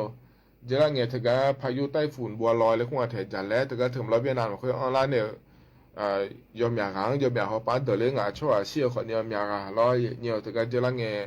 บลากุยเสียงเนี่ยแม่เนี่ยร้อยเดียวเนี่ยมันตีก็ดูคนเนี่ยว่าสักการมีเดย์แล้วยังก็เนี่ยง่ายร้อยเนี่ยแต่ก็เนี่ยมันตีเวียนนาเขาไปก็คนนี้เดย์เนี่ยเขาเนี่ยร้อยเนี่ยราคาเชื่อมีแต่ก็เดือดไทยมีของเราคือเดือดไทยมีของเขาเนี่ยเวียดนามเหมือนมีของร้อยเนี่ยเธอชอต่อละเย่เชี่ยวหัวเบี้ยละแม่เย่เนี่ยหรอเธอก็เจริญเงี้ยอันนี้บาลากุชิเนี่ยเบี้ยละแม่เดียเนี่ยเดียเธอก็ไทยมีของเขาเนี่ยเวียดนามมีของเขาไปก็ดูเย่เชี่ยวหัวที่เขาล้อชอต่อละล้อเนี่ยที่มีเนี่ยล้อเนี่ยเดือด นายรัฐมนตรีก็ดูคนนี้มีนาเถกานายรัฐมนตรีเวียดนามีของปาเนี่ยนะก็ปาเนี่ยยังชอยามละคือนะขอนี่แล้วเลยนี่นี่มีของรู้หลาที่ขอรู้จ้าเนี่ยคือลามาลาเนี่ยนี่รอเนี่ยในหัวปลาชอตาเนี่ยมันได้ชาได้เนี่ยก็ดูรอเดี๋ยวก็เอาปลามาแล้วเลยนี่ที่ขอรู้กวนเนี่ยยุ่งๆจะได้เนี่ยผ่านงานแล้วขอเนี่ยยังชอง่ายเดย์เนี่ยเดย์นะขอเนี่ยมีนะรอเนี่ยถึงก็เดี๋ยวในหัวเตียวปลาก็ดูรอถึงก็ในหัวเตียเวียดนามีของปลาเนี่ยนะก็เอาปลาเนี่ยที่ขอรู้ยังชอง่ายเดย์แล้วยังอยากก่อนเราเพื่อขอเนี่ยบอกจะได้ง่ายเดย์แล้วเนี่ยจะการได้ในบิสิบิกาเลเดย์เนี่ยเพราะเนี่ยเราเนี่ยจะที่ก็ดูนะขอเนี่ยรัฐบาลปลาก็เราเนี่ยมีนะเราเนี่ยนาลียังไงนาลีละอย่างเมื่อเราคุยเดย์เนี่ยเดย์ถึงกองบัญชาการตำรวจปราบปรามยาเสพติดและคู่งานเทเนี่ยเหรอเดือนนี้รัฐมนตรีก็ดูอย่างมาโดนนะขอเนี่ยนายรัฐมนตรีเกิดแต่มาเงื้อเราเนี่ยรัฐมนตรีว่าการกระทรวงมหาดไทยและคู่ตัวก่อนนี่เกิดทางงานเทเนี่ยเหรอมีนะก็ดูนะขอเนี่ยถึงยาเสพติดเนี่ยก็อยากจะการงานเดย์เนี่ยเดย์ถึงเจริญเนี่ยเราเนี่ยรัฐบาลปาขอนี่ย่อรัฐบาลน่ะหลุมแม่เนี่ยก็รัฐบาลหุ่นแต่มาเงื้อเราเนี่ยยาเสพติดก็ก่อยคือก็แล้วปีเกิดเนี่ยเราเลยนี่บีเจียก็ดูเดือไทยมีของเราเขาไม่ปีเยอะเราเดือไทยชอบมาปีละจอก็ดูเดแล้วรัฐบาลอยู่ของเราหลุดเลยเจเนี่ยมันดาราแม่เนี่ยเหรอนั่นคือก็เดือเนี่ยมันตีเกิดรู้อินุมเราในอนุทินชาญวีรกุลปาก็ดูคนนี้เงื้ออาอัดดังเป็นเงินในยุคมันตีเกิดดาราเงินเราเนี่ยจะดื้อมาหอเนี่ยมันด่าที่หัวก็ดูนะยาเสพติดแล้วก็กอดเดและแม่เนี่ยเราถึงมีเนี่ยเจริญเงี้ยเดือนนี้มันตีออกไปก็ดูคนนี้ยาเสพติดเธอมาปีอันละก็ดูมาปีดาก็ดูเดแล้วรอยอมอยากเข้าไปเนี่ยก็ปีมันดำแม่เนี่ยแล้วก็เจริญเงี้ยรอเนี่ยแต่ก็อันนั้นวัวเนี่ยเขาบาลชีละคนแต่เดียเนี่ยอันนั้นวัวเนี่ยอันนั้นนี่เช่มีน้องหัวน้องก็ในงานเนี่ยนี่แต่ก็อยู่หือเล่นเนี่ยแต่ขอเนี่ยรอเช่ปุ๊กอาเจียเนี่ยชอบหามาดูแต่ก็ไม่บอกรอยาเสพติดแล้วก็เธอก็แม่รอเนี่ยอยู่พอปั๊มเจน่ารู้ก็งานเนี่ยนี่ต่อรู้เช็คก็ว่าเนี่ยยังไงเดียเนี่ยเดชอบวัวจะก็เธอเนี่ยแต่สุ่มเช่สุ่มลำนึงเจนี่เนี่ยยังไงเนี่ยยาไอแล้วก็เธอนะขอนี่ยาจิโร่รอเนี่ยนักเคตามีนแล้วก็เธอต้องขอนี่ไงยาจิโร่ข้อเนี่ยเธอแต่มาเงื้อรอเธอก็เธอยาเสพติดก็พอปานในสตายาละตัวอยู่กันนะรู้สตาอยู่หัวเจียแล้วเลยเจียละยมมีเนี่ยยาละงาเดียเนี่ยเดถึงมีเนี่ยรอเนี่ยมีน่ะเดียในทุ่มเตียวไปก็ดูนะขอเนี่ยเธอก็ตะกอนเราค่อยหน้ารัฐบาลไปเลยเจตื่นมาเดแล้วเจ้าหน้าที่เอาปลาขอเนี่ยก็บีตื่นมาเจก็เลยมาเจอยู่นะรวยเลยเจเนี่ยเนี่ยยาเสพติดมาบีก็เลยก็ตัวเดือดไทยชอบมาบีละจอก็ดูแล้วมันดาวชาลาเนี่ยเลยเจละเดแล้วเนี่ยนั่นรัฐบาลปลาขอเนี่ยเนี่ยอยู่นะรู้ก็เจโลก็ดูงั้นเลยยาเสพติดก็เดือดยาเสพติดมาบีอะไรก็ดูเนี่ยชาวบ้านเนี่ยเนี่ยบีเนี่ยยานะรัฐบาลไปเลยเจเนี่ยชาวบ้านเนี่ยมาเดเจ้าหน้าที่ว่าไปเดแล้วเธอรู้เธอก็มีถึงว่าอยู่กันนะรู้ก็บีเนี่ยเราก็ดูก็บีง่ายเดเนี่ยเดเฮนะขอนี้ยุ่งเฮก็เราเนี่ยอัดดันไปยามเฮเราคุยเราจะก็ด้านเนี่ยบิสิบิกาเดเนี่ยเฮก็แล้วเนี่ยตัวชาติบิมแล้วพนักดามาเดเนี่ยเดอยากคุมเชื่อละคุยที่ขอร้อยเจ้าเงี้ยมีอโลและเฮนะอดวลีเนี่ยเราอดวนุ่มเลยเจอเธอเนี่ยเนี่ยอันหนังแล้วมันจะแม่เราเธอเนี่ยเดิมติดเดียช่างถ่ายเนี่ยเดที่ขอร้อยนะหาเปียดามาเ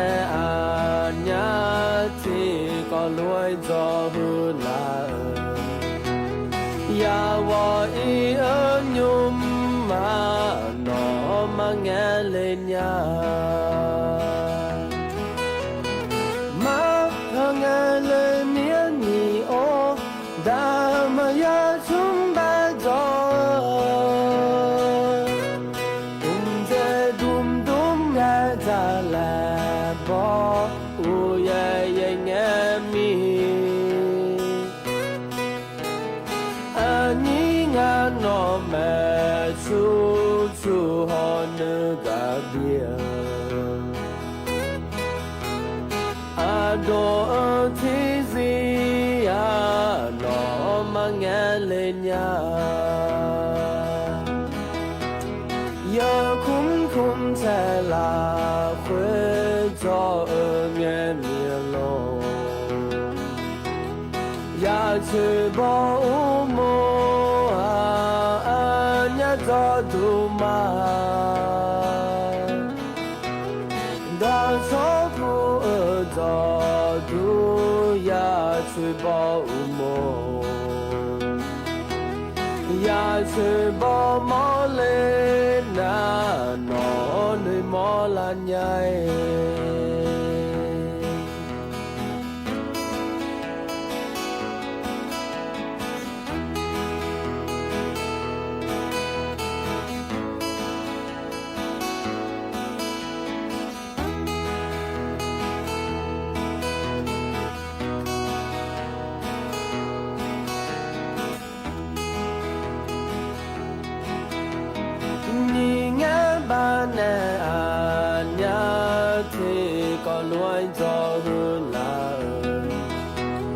อยากว่าอีเมียแลมาเนื้อหออาลามีงานบ้านแน่อาญาที่ก็รวยจอบุลาอยากว่าอียุมมาหนอมาแงเลญญา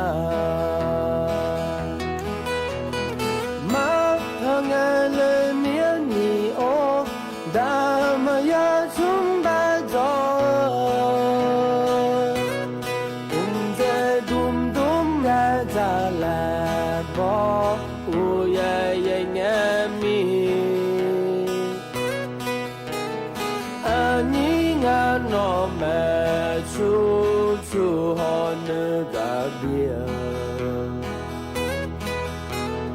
อาโดที่ซียานอมังเงเลญญาอย่าคุ้มแทลาคว้าจอเมียเมียลงอยากช่วยบอกโมจอดูมาดาชอบผู้จอดูอยากช่วยบอกโมอยากช่วยบอกมอเลนานอนในมอลันใหญ่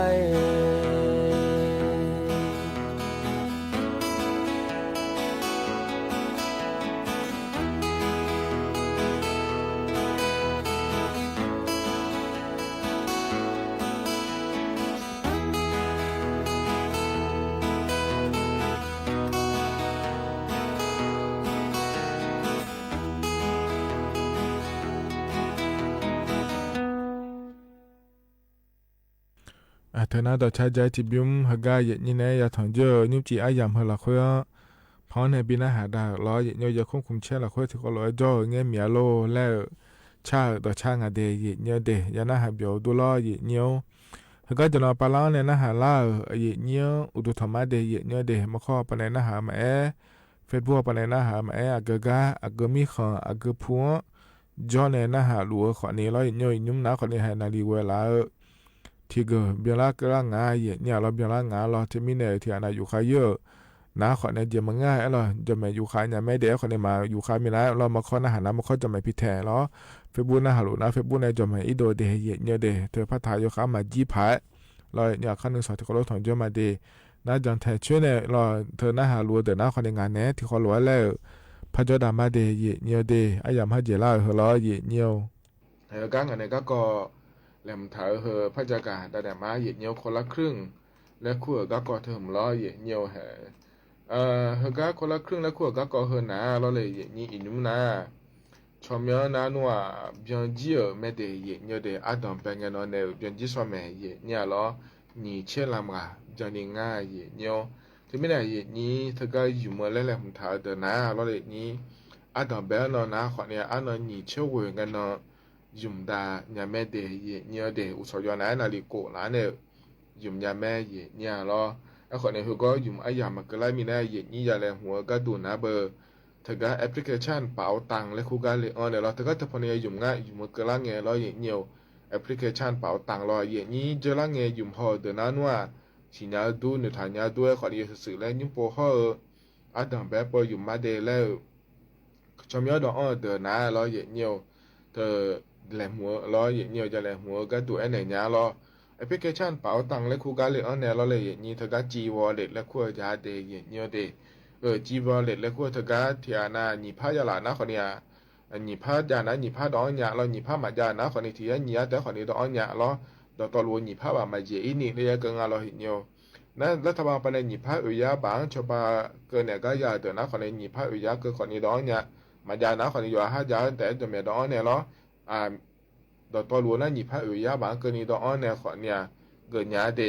แต่ทุลมาดอนฐานะอยู่หาที่ปารัฐบาลที่ปาแล้วอยู่ไม่ได้เลยเนี่ยมาอยู่ยางาเยเนี่ยแต่ก็ชมดอนเจนี้ที่อาณาบริสุทธิ์แล้วชมดอนแล้วเนี่ยล้อเยเนี่ยเธอเนี่ยยางาโลมายางาโลแล้วมาดูละงาสีเยเนี่ยล้อเธอมีเนี่ยล้อเยเนี่ยอยู่สุดแล้วดอนเธอคนละครึ่งพลัสแล้วก็เธออยู่มาเดแล้วนะคนเนี่ยนี่เราสมนะ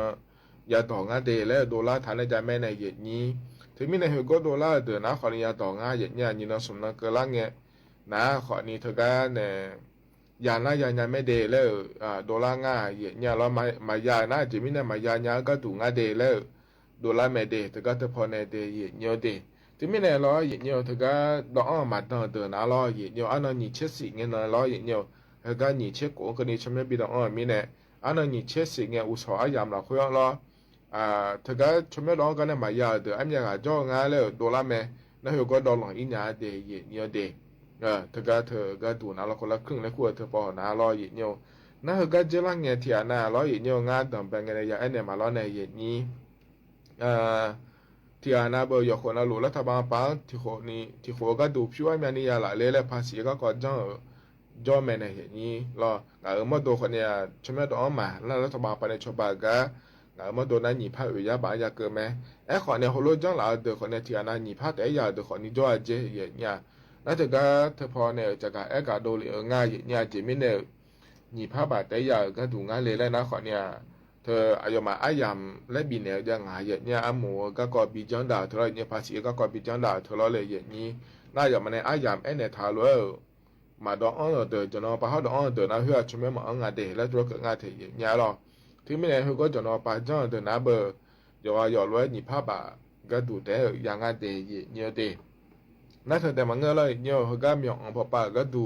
เราเลยอย่างนี้มีองค์พ่อป้าก็ดูนะเพื่อมีอะไรมันก็น่าจะมีมาบีดองเลยเดแล้วมาอย่างไงอย่างเงี้ยถึงมีเนี่ยเรามีองค์พ่อป้าก็ดูนะเราอยู่หาเราหลุดชิมดองอย่างแม่อย่างเงี้ยเกิดจีขอนี้เราจะต่อจีแล้วทว่าไปเนี่ยเราเลยเดินเราจีบบ่าวมาเราอยากขอมาเราเนาะเขาเดินเราชิมมาดองอย่างไงนี่หวยมาเดินรู้เลยเราขอเนี่ยมีอยู่หาจะต้องเจริญโลจิอยู่มันเดโลแล้วนั่นเธอแต่มาเงยเลยนี่เขาก็ปนจะข้างแถวเดโลมาโดนเนี่ยชอก็ดูโลแล้วเราเลยนี่คือสองสองเจ้าเมือโลเขาเดือดฉันไม่ร้อยอย่างนั้นเดี๋ยวเนี่ยชอก็อยู่หา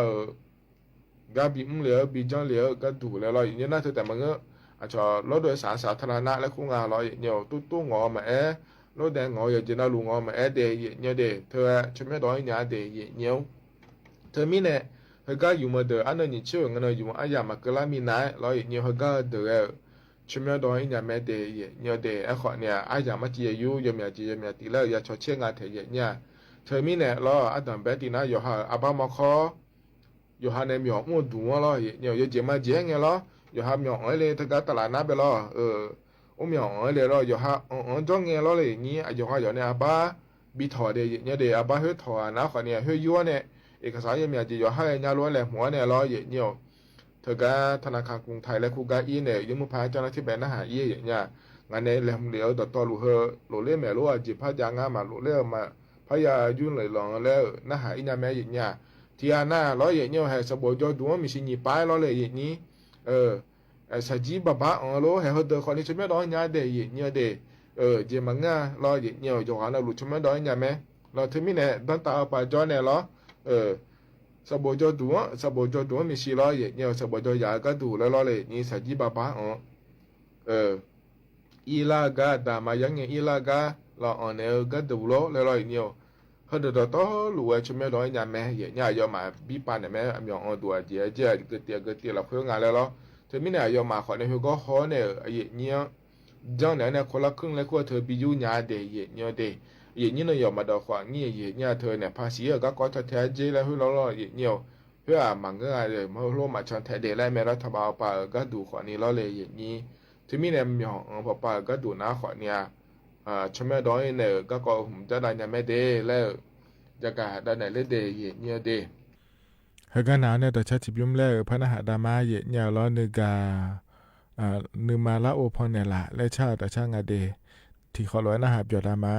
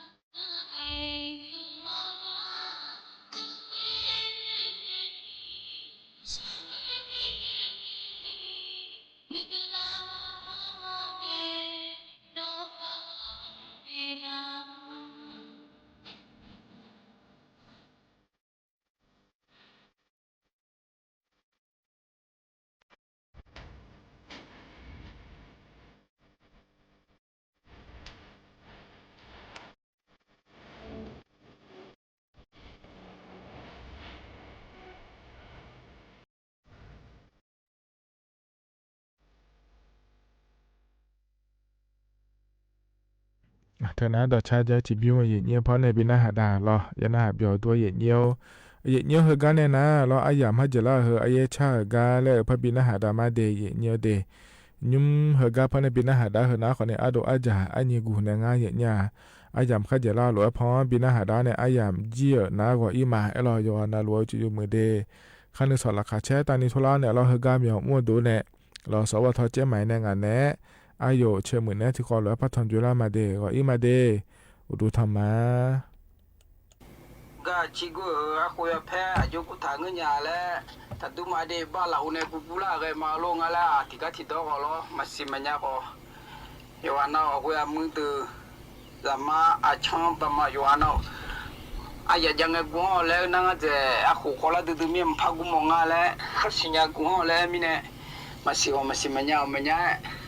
อาคุยมึงอาช่างจะมาตัวมาลุยชิ้นอะไรกูฮะมาดี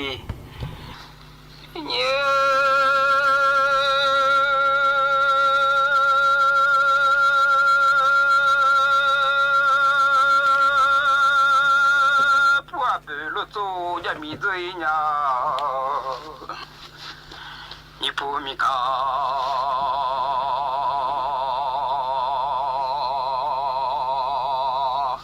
阿贝罗做家米子啊，那个俺东啊，那个是个阿拉的，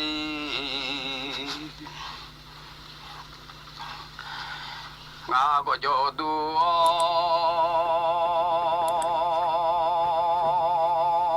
故事哦，我就会女多的哟，我拿你把咱胸还要哩，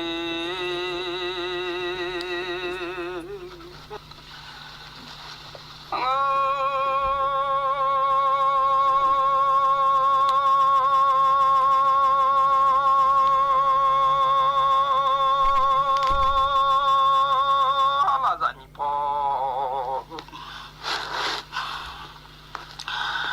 因为个了，那两个那你跑，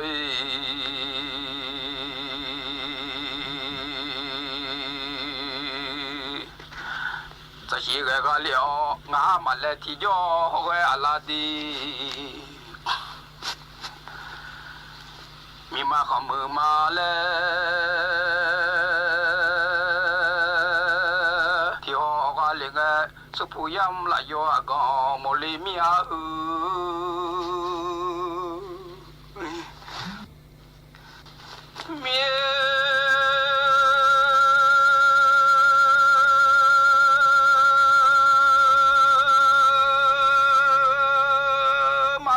มาด้วยราคาชมามีมาจุบี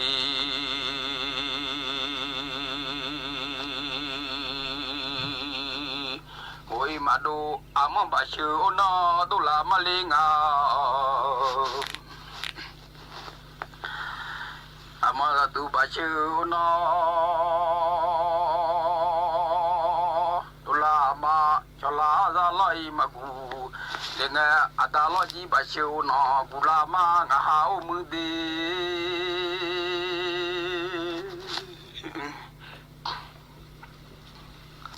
มอ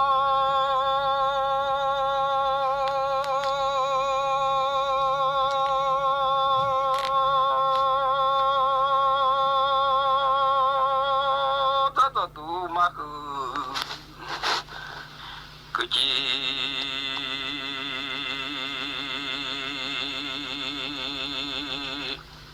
มองลามาจะเพื่อจะดูมาคุยจะโลภยามอ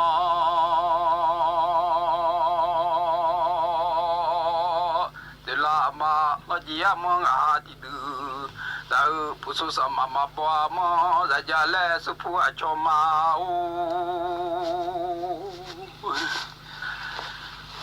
เมีย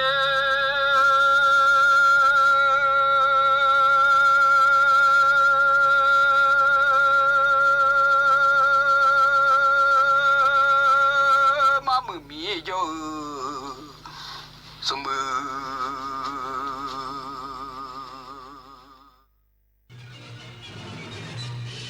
สถานีวิทยุกระจายเสียงแห่งประเทศไทยและเครือข่ายทั่วประเทศเสนอข่าวต้นชั่วโมงรู้เร็วรู้จริงเกาะติดทุกสถานการณ์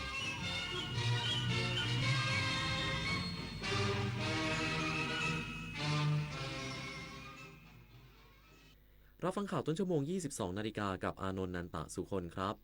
ธนาคารแห่งประเทศไทยยืนยันไม่สนับสนุนสถาบันการเงินทำธุรกรรมที่เกี่ยวข้องกับการทำธุรกิจผิดกฎหมายอีกสักครู่กลับมาติดตามรายละเอียดครับชาติศาสนาพระมหากษัตริย์คือรากฐานของความเป็นไทยร่วมกันสืบสานปกป้องและภาคภูมิใจในสถาบันหลักของชาติเพราะความมั่นคงของแผ่นดินเริ่มต้นจากหัวใจ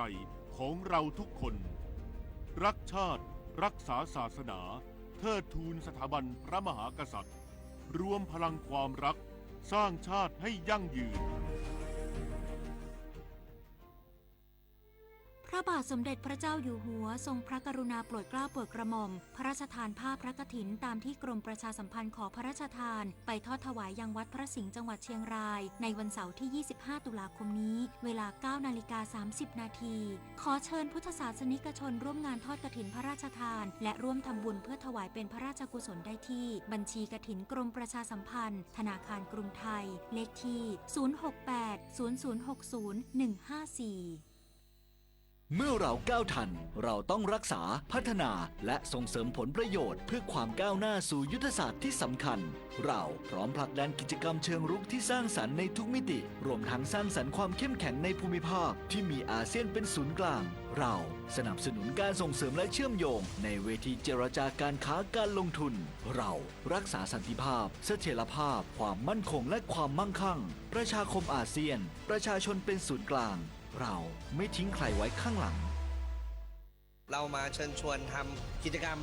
เดินวิ่งการกุศล9ด้วยธรรมครั้งที่9ครับซึ่งจะจัดขึ้นในวันที่9พฤศจิกายนนี้มาร่วมกันเยอะๆเพราะว่าเป็นสิ่งที่ดีมากๆช่วยเหลือโรงพยาบาลทั้ง19โรงพยาบาลก็มาร่วมวิ่งทำบุญกันเยอะนะครับติดตามที่เพจ9ด้วยธรรมนะครับดูรายละเอียดมาสมัครมาร่วมกันได้ครับเรามีวิ่งกัน2ระยะมี5กิโลแล้วก็ 10.5 กิโลสามารถร่วมบุญกันได้ค่ะก็อยากให้ทุกคนเนี่ยมาวิ่งมาร่วมทำบุญมาสนุกกันเยอะๆนะครับ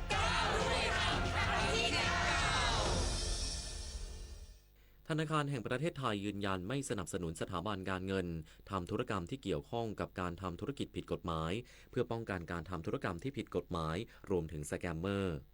นายปิติดิษยทัศน์รองผู้ว่าการด้านเสถียรภาพการเงินธนาคารแห่งประเทศไทยหรือธปท.เปิดเผยถึงความกังวลต่อธุรกิจสีเทาเข้าไปเกี่ยวข้องกับสถาบันการเงินโดยยืนยันว่าธปท.จะไม่ยอมให้สถาบันการเงินเข้าไปยุ่งเกี่ยวกับธุรกรรมหรือธุรกิจผิดกฎหมายสีเทาและจะร่วมมือกับหน่วยงานต่างๆเช่นสำนักงานป้องกันและปราบปรามการฟอกเงินหรือปปง.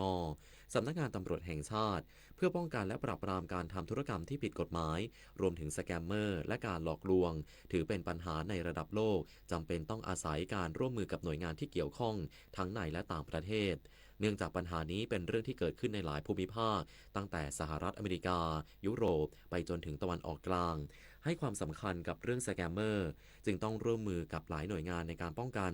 อย่างไรก็ตามภายในงาน Monetary Policy Forum ธปท.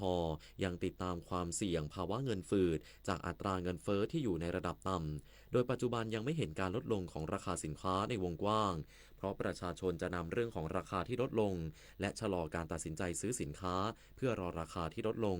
รวมถึงยังไม่เห็นสัญญาณในการลงทุนแต่ความเสี่ยงภาวะเงินฝืดจะมีการประเมินอย่างต่อเนื่องนายอำเภอกาบเชิงเปิดเผยการย้ายฐานกบดานตึกคาสิโนตรงข้ามด่านช่องจอมจังหวัดสุรินทร์ไม่สามารถดำเนินการอะไรได้นอกจากแจ้งเตือนประชาชนให้เฝ้าระวังการถูกหลอกอย่างต่อเนื่องกรณีพบกลุ่มสแกมเมอร์ในกัมพูชาย้ายฐานกบดานตามจุดพื้นที่ต่างๆบริเวณชายแดนที่ติดอยู่กับประเทศไทยเนื่องจากถูกต่างชาติกดดันอย่างหนักโดยเฉพาะบริเวณตำบลโอเสเม็ดอำเภอสำโรงจังหวัดอุดรมีชัยประเทศกัมพูชาซึ่งอยู่ติดกับด่านผ่านแดนถาวรช่องจอมอำเภอกาบเชิงจังหวัดสุรินทร์นั้นนายสุทธิโรจน์เจริญธนศักดิ์นายอำเภอกาบเชิงเปิดเผยว่าแม้พื้นที่จะอยู่ใกล้กันจริงแต่เมื่ออยู่คนละประเทศและยังปิดด่านเราก็ไม่สามารถทำอะไรได้ส่วนเรื่องการตัดสัญญาณโทรศัพท์หรือกระแสไฟฟ้าสามารถดำเนินการได้หรือไม่อย่างไรนั้นขึ้นอยู่กับรัฐบาลจะดำเนินมาตรการเพราะเป็นปัญหาระหว่างประเทศสำหรับในพื้นที่ทำได้เพียงประชาสัมพันธ์ให้ประชาชนเฝ้าระวังไม่หลงเชื่อการหลอกลวงทางโทรศัพท์ทั้งการแจ้งผ่านไปกับการประชุมหัวหน้าส่วนราชการกำนันผู้ใหญ่บ้านประจำเดือนและสื่อต่างๆในพื้นที่อย่างต่อเนื่องกฤษดาสุนทรสวทสุรินทร์รายงาน ผู้ว่าราชการจังหวัดภูเก็ตลงพื้นที่ติดตามสถานการณ์ดินถล่มพื้นที่เขา50 ปีตำบลป่าตองสั่งเร่งคลี่คลายพื้นที่พร้อมจัดกำลังเจ้าหน้าที่เฝ้าระวังดูแลความปลอดภัยและอำนวยความสะดวกให้กับประชาชนนายสรัญศักดิ์ศรีเกลือเนตรผู้ว่าราชการจังหวัดภูเก็ตลงพื้นที่ติดตามสถานการณ์ดินถล่มบริเวณพื้นที่เขา50 ปีตำบลป่าตองอำเภอกระทู้จังหวัดภูเก็ตพร้อมด้วยนายอัครพลสุทธิรักษ์จิตสุภาพนายอำเภอกระทู้นางลลิตามณีศรีนายกเทศมนตรีเมืองป่าตองพร้อมเจ้าหน้าที่ป้องกันและบรรเทาสาธารณภัยจังหวัดภูเก็ตสำนักงานช่างเทศบาลเมืองป่าตองและหน่วยงานที่เกี่ยวข้องเพื่อเร่งคลี่คลายพื้นที่ทั้งนี้จากการตรวจสอบพบว่าพื้นที่ดังกล่าวเกิดดินสไลด์ลงมาจำนวนมากจากสถานการณ์ฝนที่ตกลงมาอย่างต่อเนื่องส่งผลให้ต้นไม้ล้มปิดทับเส้นทางบางส่วนได้รับความเสียหายจึงเร่งระดมกำลังเจ้าหน้าที่ปิดกั้นเส้นทางและคลี่คลายพื้นที่พร้อมจัดกำลังเจ้าหน้าที่เฝ้าระวังดูแลความปลอดภัยและอำนวยความสะดวกให้กับประชาชนเนื่องจากหลายพื้นที่ยังคงมีฝนตกหนักและสั่งให้สำรวจความเสียหายและให้การช่วยเหลือผู้ได้รับผลกระทบโดยเร็วรวมทั้งวางแผนเสริมความมั่นคงของพื้นที่ราชการเพื่อป้องกันไม่ให้เกิดเหตุซ้ำในอนาคตนวพันธ์ พรายพันธ์ สวทภูเก็ตรายงานจบข่าวอานนท์นันตะสุคนอ่านรับฟังข่าวครั้งต่อไปเวลา 23:00 น.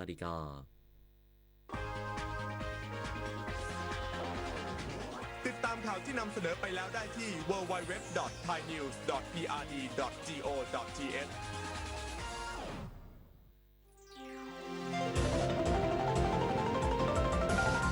วิทยุแห่งประเทศไทยให้ความรู้กู้ความสุข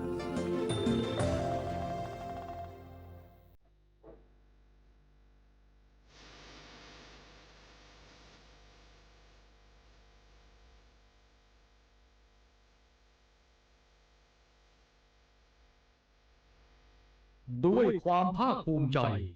ในศาสตร์ของการดูแลสุขภาพของแพทย์แผนไทยสถานีวิทยุแห่งประเทศไทยร่วมกับโรงพยาบาลเจ้าพระยาอภัยภูเบศรจังหวัดปราจีนบุรีวิทยุแห่งประเทศไทยให้ความรู้กู้ความสุข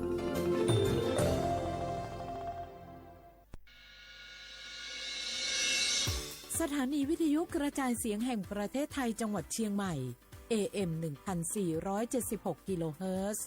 สถานีวิทยุภาคภาษาชาติพันธุ์แห่งเดียวในประเทศไทยที่มีความทันสมัยเชื่อถือได้สร้างอัตลักษณ์กลุ่มชาติพันธุ์สู่สากลเอาล่ะแก้วเคยสังเกตก็ในปฏิทินไทยมีวันสำคัญเกี่ยวกับสถาบันพระมหากษัตริย์อยู่เกือบทุกเดือนเลยนะแต่ก็นี่แต่กะก็อย่างเช่นเดือนมกราคมวันที่17วันป่อขุนรามคำแหงวันที่18วันสมเด็จพระนเรศวรมหาราชส่วนเดือนมีนาคมวันที่31วันพระบาทสมเด็จพระนางเกล้าเจ้าอยู่หัว2เมษายนวันคล้ายวันพระราชสมภพกรมสมเด็จพระเทพรัตน์6เมษายนวันจักรี4พฤษภาคมวันชัดมงคล3มิถุนายนวันเฉลิมพระชนมพรรษาสมเด็จพระนางเจ้าพระบรมราชินี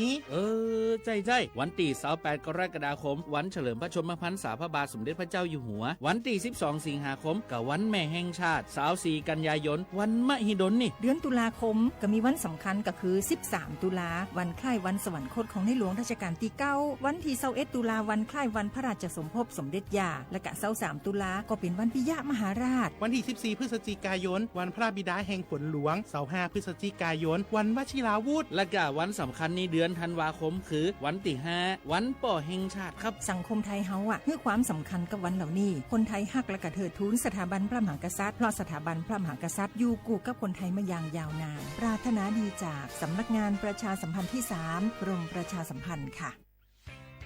เส้นทางสายหมอกที่สวยที่สุดในเมืองแพร่กำลังรอทุกคนไปวิ่งด้วยกันครับทุกก้าวของคุณคือพลังของลมหายใจชวนเพื่อนชวนครอบครัวมาวิ่งฝ่าสายหมอกเพื่อโรงพยาบาลแพร่ในวันอาทิตย์ที่7ธันวาคม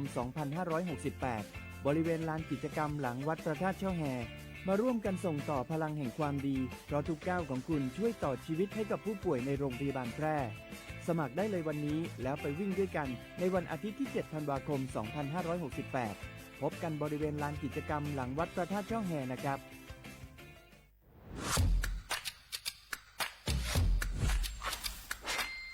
กลับมาแล้ววันนี้กับโครงการคนละครึ่ง plus รัฐออกครึ่งประชาชนออกครึ่งช่วยเศรษฐกิจไทยหมุนเวียนเติบโต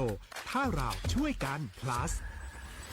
ต่อยอดให้เศรษฐกิจไทยเติบโตอย่างยั่งยืนด้วย5 plus plus ที่ 1 เพิ่มช่วงอายุผู้เข้าร่วมโครงการจาก 18 ปีเป็น 16 ปี plus ที่ 2 เพิ่มวงเงินใช้จ่ายจาก 150 บาทเป็น 200 บาทเพิ่มพลังซื้อของประชาชนเพื่อกระตุ้นการหมุนเวียนในระบบเศรษฐกิจฐานรากลดภาระค่าครองชีพ plus ที่ 3 เพิ่มสิทธิพิเศษด้วยการดูแลผู้ที่อยู่ในระบบภาษีให้ได้รับสิทธิพิเศษมากขึ้นเพื่อสร้างแรงจูงใจให้ทุกคนร่วมอยู่ในระบบอย่างโปร่งใส plus ที่ 4 เพิ่มโอกาสให้นิติบุคคลขนาดเล็กเข้าร่วมได้ให้ธุรกิจเติบโตเป็นกำลังสำคัญของเศรษฐกิจไทย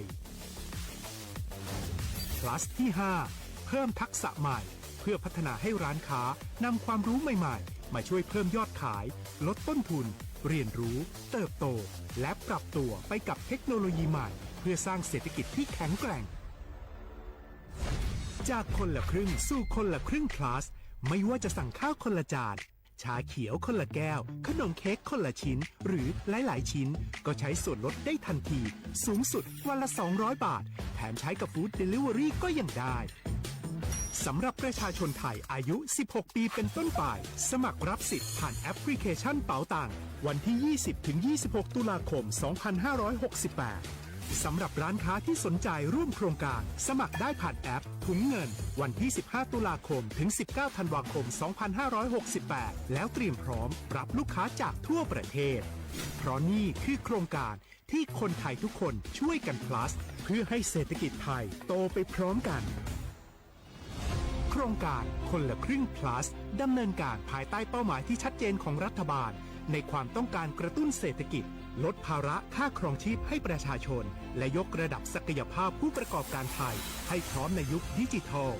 โดยยังคงยึดหลักความโปร่งใสตรวจสอบได้และป้องกันการใช้สิทธิที่ผิดวัตถุประสงค์คนละครึ่ง plus เพิ่มพลังเศรษฐกิจไทยพร้อมโตไปด้วยกัน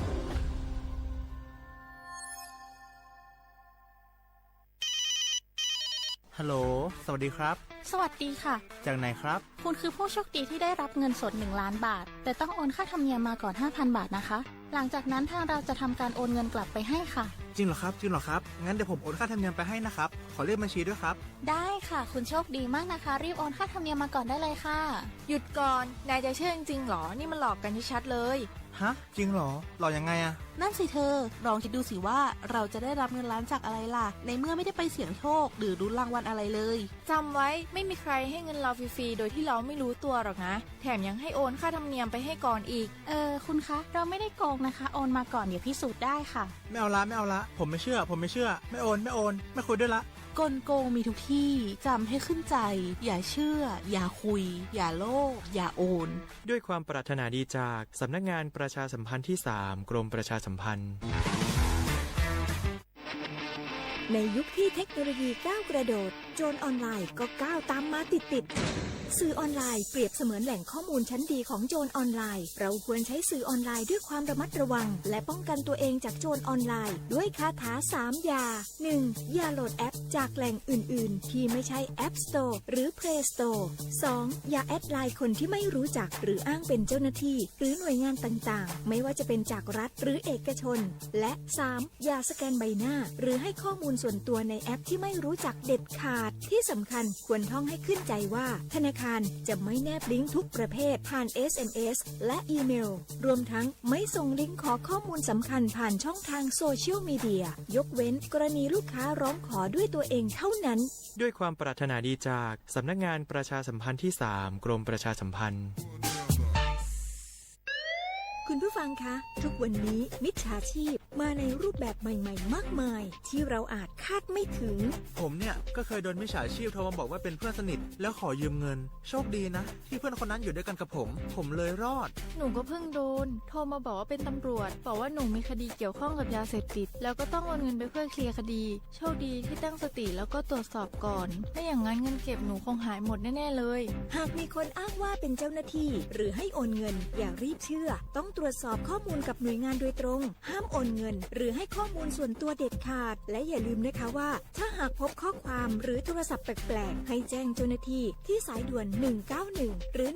1599 เพื่อช่วยกันป้องกันและหยุดยั้งมิจฉาชีพค่ะ ร่วมด้วยช่วยกันเฝ้าระวังภัย รู้ทันมิจฉาชีพเพื่อความปลอดภัยของทุกคน ด้วยความปรารถนาดีจากสำนักงานประชาสัมพันธ์ที่ 3 กรมประชาสัมพันธ์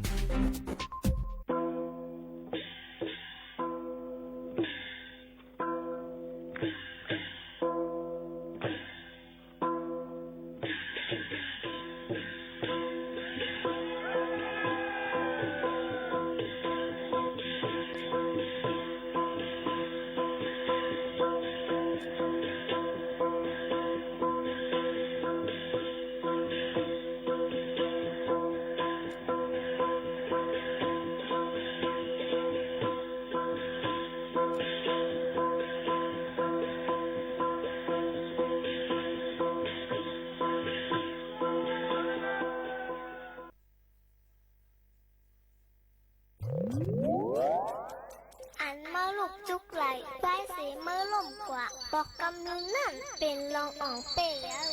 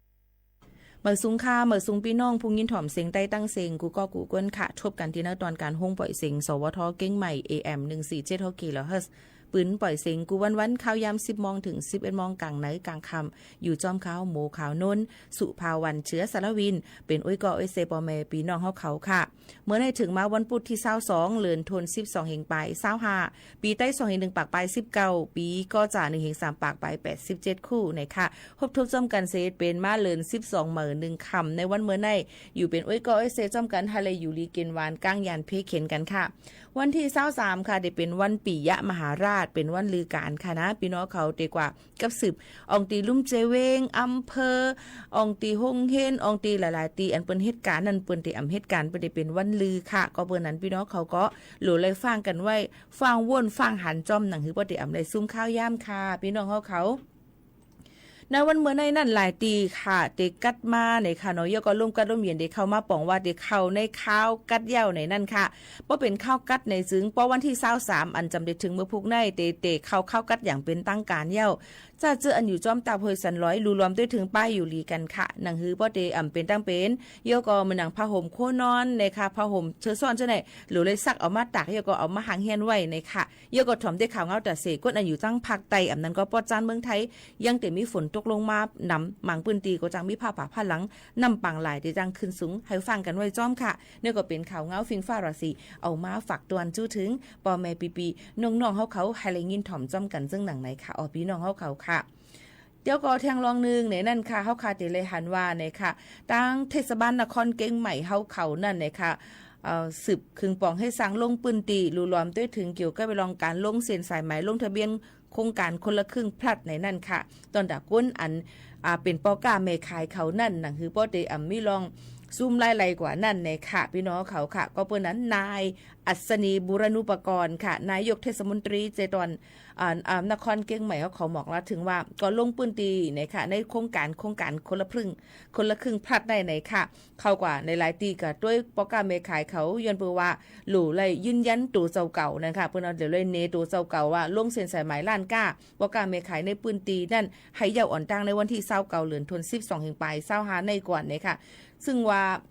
เมื่อวันอ่อนตั้งนั่นเนี่ยค่ะก็เมื่อวันที่22ปนมาเข้ายามเก่ามองไป12มองนั่นตีกัดสิริวัฒนะจันทร์2และกัดพระตู่เก้งใหม่จันทร์2นั่นเนี่ยค่ะยก็กัดต้นพยอมกัดวโรรสเนี่ยค่ะหลายๆตีกัดต้นลำไยกัดน้องหอยกัดสันปลาคอยกัดทองคำกัดบันทอเฉมเจ้าในเปิ้นก็เลยก็ทบปอการเมขายเขาหนังคือบ่ได้เข้าโครงการคนละครึ่งพลัดกันไฮไลท์ยก็ก้นก็ซื้อก็เลยปอการเมขายก็เลยเจอในตอนการอันไหนเจอหนังไหนค่ะพี่น้องเขาก็บนนั้นก็น้องตั้งเจอในก็หลู่เลยลงเซ็นสายไม้ให้เยาตัวในวันที่29ตอนแต่ปอการเมขายเขาโครงการคนละครึ่งพลัดในนั่นค่ะนี่ก็เป็นข่าวเงาเที่ยงนึงรองดีค่ะเจอเอามาฝากตวนจู้ถึงบ่แม่ปีน้องๆเขาให้เลยยินถ่อมจ้อมกันค่ะเฮาข่าวมาด้วยค่ะเกี่ยวกับไปลอง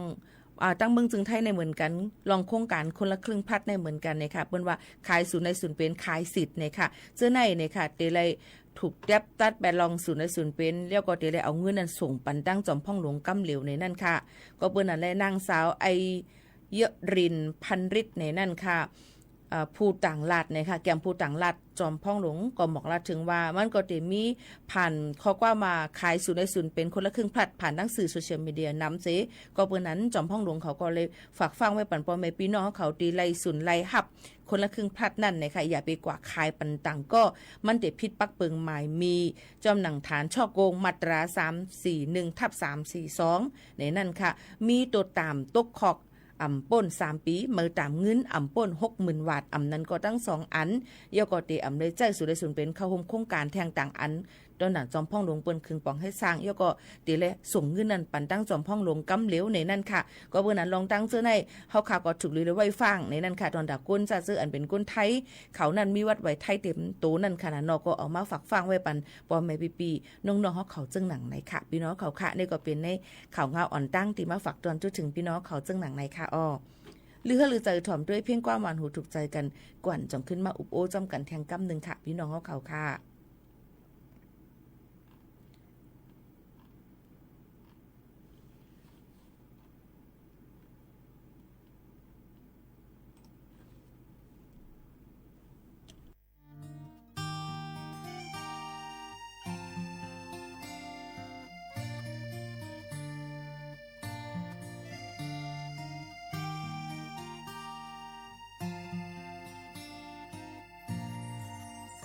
สัมสราตุกขาเนวงลงปันตรงจมมันมาบ่หึงตาลอดปนก็รมาพระเนสินตังไว้โจหนึ่งข้าวยำกำแพบตาเกิดเป็นก้นมากำเก็บอ่อนปีลงลึงเฮ็ดจมตลาเนสินตังไว้สังขาเจ้าตั้งเจอหามนเสตอนเตอจนกาดเย็นสัตตว่าตั้งเจอหามนเสตอนเตอจนกาดเย็นเกิดแม่นหกทุบปลาสัจจาศาสนาคำพระตะกึมในปีลงลืมพึกจอมตลาลีเฮกึมไว้ตาดีบุญมนหลอดออกสามสราตุกขาเข้ายาวลงทมคอความพลาโหในสิ้นตังไว้เจ้าตาหน้าตั้งเจอหามนเสตอนเตอจนกาดยินวิยาวิจาตั้งเจอหามนเสตอนเตอจนกาดยินเป็นเยาลูลูกว่าอัมมันกึมอันนิจจาลงเจอลูอนัตตาตราอัมเปิงมันไหลจาติทุกขาติตราบยาติเจ็บเท่านาวมรณาตักทุกตั้งตายอัมลดกลางไหลเมตตาไว้วางผู้คนนั้นเออกังลดตั้งปีเมตตาเจอเฮาหอมเป่าเฮาเศร้าลดพีขีนบนสูงยืนมาเมตตาตราเฮาหาหับกาเด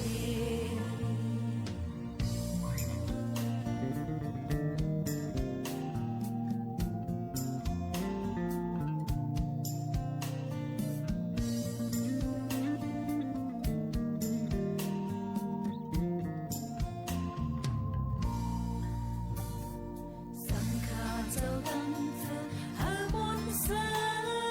ตอนเตอจนกาดยินสัตตว่าตั้งเธอหามนเสตอนเตอจนกาดยิน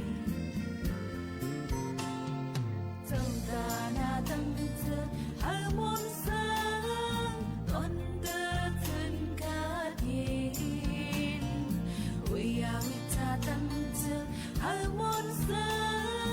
ตอนเตอจนกาดยินเมตตาไว้วางคู่คนนั้นเออกังลดตั้งปีเมตตาเจอเฮาอมหอมเป่าเฮาเศร้าลดพีขีนบนสูงยืนมาเมตตาตราเฮาหาหับกาเดเมตตาไว้วางคู่คนนั้นเฮากังลดตั้งปีเมตตาเจอเฮาอมหอมเป่าเฮาเศร้าลดพีขีนบนสูงยืนมาเมตตาตราเฮาหาหับกาเด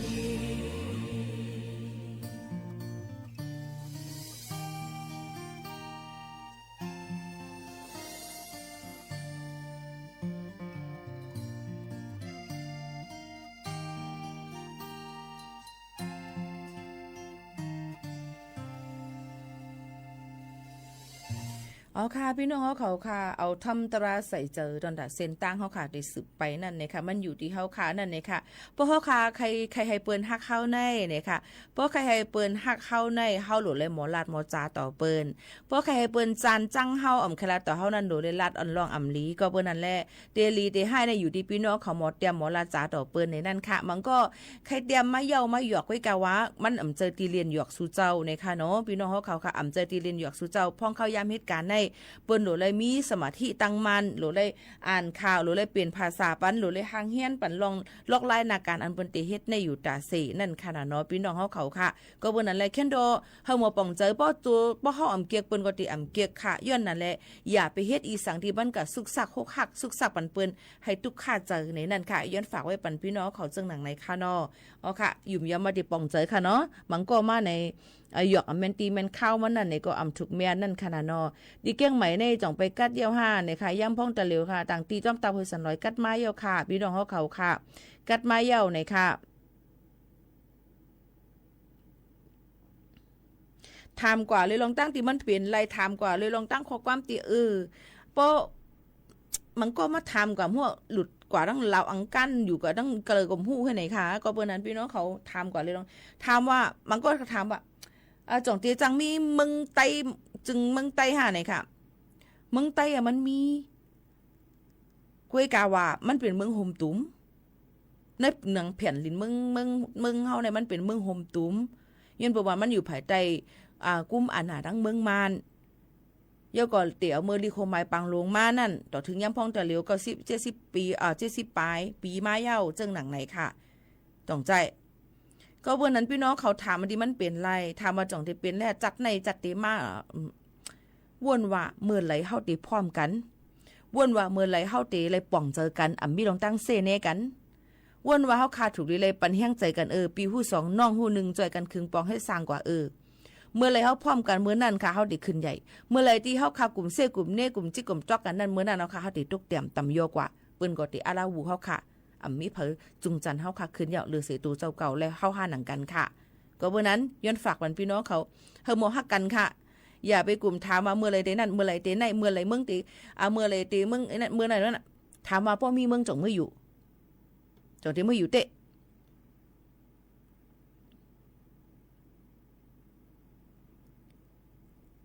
บ่มือมันก็เฮาอยู่เปิ้นก็อยู่ยาวมันก็อันนั้นไม่อยู่นะทำมาเป็นจังไหนเนาะย้อนนั้นตับดู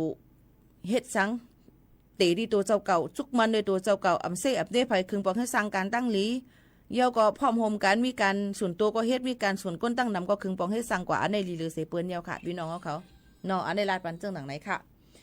กำในมาตัวนี่ค่ะพี่น้องเขาตีเลยหันคำขึ้นลงขึ้นลงกันอยู่ในย้อนปืนสังหลาในค่ะย้อนปืนอีสังหลาในนั่นเฮามาถ่อมตัวค่ะคำในอย่างไรกำขึ้นกำลงในค่ะพี่น้องเขาในเขาตั้งเหลือนในปีในใกล้ก่อนนำเนี่ยในค่ะเนาะกาขันคำกาขันหังในเนี่ยค่ะมันก็ตีเลยป่วนว่ามันมีหลายๆอันหลายๆฝ่ายอย่างไรกาขันคำขึ้นลงนั่นจอมหนังเปิงการเงินตั้งจอมพองหลงเยาก็กาขีหลอกมันนั่นอัตราดอกเบี้ยมันนั่นในนั่นค่ะพี่น้องเขามันตีเป็นเพราะว่าการป้ายมักบี้หลีกาขันค่ำก็ตียอมลงมาสังเกตว่าการป้ายมักมีอ่ำหลีในจึงกาขันค่ำก็ตีขึ้นมาค่ะพี่น้องเขามาพูดจมกันอย่าลืมไล่แชร์ปันกันย่อมไหมค่ะตีเลยรัดปอกเหลียว จังหนังไหนค่ะเนาะเพราะว่ากวนเฮาค่ะเพราะว่าลองป้ายมังมีอ่ำลีในเปิ้นก็ติก็ซื้อค้ำก็ติขึ้นกามาบ่ค้ำกาขันค้ำกามาในเปิ้นก็ติก็ลงตื้นล้างซื้อค้ำไว้นั่นขณะพี่น้องเขาค่ะจังหนังไหนค่ะเนาะยก็แทงอันนึงเตเป็นกาขันกาเงินดอลลาร์กาเงินดอลลาร์ในนั่นค่ะเงินสกุลดอลลาร์ในเป็นเงินอันที่เปิ้นใจกันนำเป็นเงินอันอยู่ในเกกลางในลุมฟ้าในกำผาลงในเย้าเนี่ยค่ะเมื่อไรก็เย้าค่ะเพราะว่าเงินดอลลาร์มันในอ่อนตัวลงมาเนี่ยค่ะการขันค่ำก็ติขึ้นมาเนี่ยก็เปิ้นนั่นแหละกำนำก้นก็ติอ่อนกันกว่าซื้อค้ำไว้ซึ่งหนังไหนค่ะเอาไว้เจอเตียนเนี่ยนั่นค่ะเที่ยงอันนึงเมื่อกี้เขาคาลาดกว่าเอาค่ะเนาะพี่น้องเขาค่ะเยาก็เที่ยงอันนึงที่เป็นกาขันน้ำมันค่ะน้ำมันก็เป็นโคกของอันที่มีลองเปิ้นหลูใจน้ำปัดปืนลุมฟ้าอะไรกูตีในค่ะพี่น้องเขาค่ะซึ่งไหนค่ะเนาะก็ไม่ทางอันนึงก็ได้เป็นลองอันเฮาค่ะสงเกียกและลองเฮาค่ะใครซื้อใครเปลี่ยนนั่นในค่ะเพราะว่าเมื่อหลายคนซื้อคำน้ำนั่นนะคะเหมือนหนังว่ากะขันมันได้ขึ้นเมื่อเพิ่นซื้อคำน้ำเหมือนหนังป้อยปีใหม่เขตตรุษจีน5จังไหนค่ะก็ได้ซื้อคำกันนำในค่ะกะขันคำก็ได้ขึ้นมาจอมหนังการไผ่หาเงินในการกัดเงินหาเงินเขานั่นขนาดเนาะพี่น้องเขาเนาะเจ้าหนังไหนค่ะ อันนี้ก็เป็นรองว่าเย็นบึกสังไรคำขึ้นคำลงจึงหนังไหนค่ะเนาะพี่น้องเขาค่ะก็เป็นจึงไหนค่ะเขาก็เหลือเลยต้วยก่อนว่าคำในเขาขาดถูกดีเลยซื้อไว้ให้อ่ำถูกดีไว้ซื้อไว้ให้เนี่ยค่ะพี่น้องเขามันอยู่ที่พี่น้องเขาส่งเกียกค่ะว่าใครจึงหือเพราะว่าลงตื่นล้างซื้อคำนั่นไหนก็มันก็ตีบางปอกมามันก็เต็มซุ่มมันก็ตีขึ้นในน้ำเมียตื้อต้วนมาน้ำตื้อหรือเสเก่าแทงก็เป็นไรเอากว่าตีไรก็มันเอากว่าง่ายเจมจึงหนังให้ตอนตาคำนั่นในนั่นค่ะเนาะก็กะคำนั้นมันก็ตีมีว่า99.995 96.55มันก็ตีมีจึงไหนค่ะเอาพี่น้องเขาเนี่ยค่ะจึงหนังไหนค่ะเนาะก็กะคำอันที่เขาขาดใส่เป็นไซส์ข้อจบเวียนจะในมันตี99.99ในมันก็ตีกายแห้งแน่นเนี่ยก็มันก็ตีเฮ็ด96.5ยันแปลว่ามันตีแข็งอีกอ่อนนึงก็ตีใจเลยง่ายจึงหนังไหนค่ะก็กะแต่เหลียวในคำอันปลอมก็มีนำเลืองเนี่ยในนั่นค่ะเนาะพี่น้องเขาค่ะพอได้ถามมาถูกดีได้ซื้อไว้ห้ามซื้อไว้หาในค่ะตอนตาในวันเหมือนในกล้วยซ้ำตอนตาในวันเหมือนในกล้วยซ้ำกาขันคำซัมปอละล่วงกว่าเป็น2 เหง 5 ปักเดียวค่ะพ่อแม่พี่น้องเขาค่ะ 2,500 วัตต์เดียวค่ะพี่น้องเขาเนาะ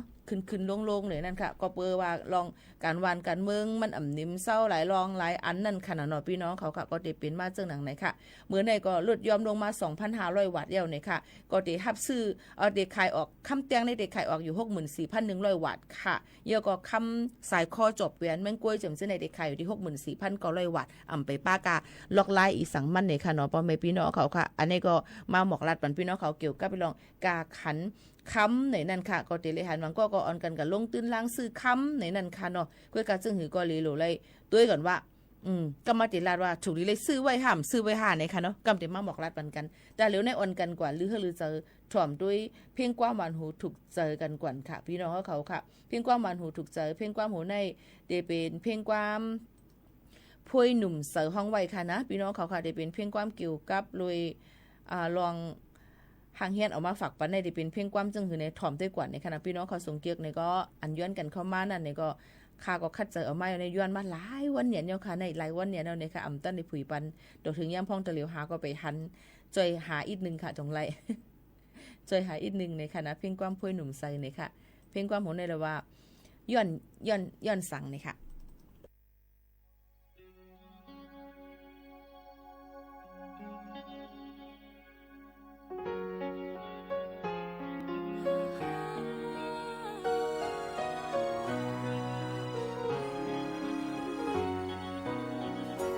จะมือจายเข้ามาในป่านนางนองหูอยู่ว่าตีมาบันตังไม่ปันนางก็อ่ำจางห้ามสิเลยตั้งหักตีนักเจอก็พายามือยาวเฮงอยากเจออ่ำหึงนานมาใจออกขึ้นยานลัดบอกว่าสีลาน้องลงสู่หาหือลืมง่ายมันนำใจนอนฝันใจไม่ลงส่งเสียงตัดขาดตั้งน้อง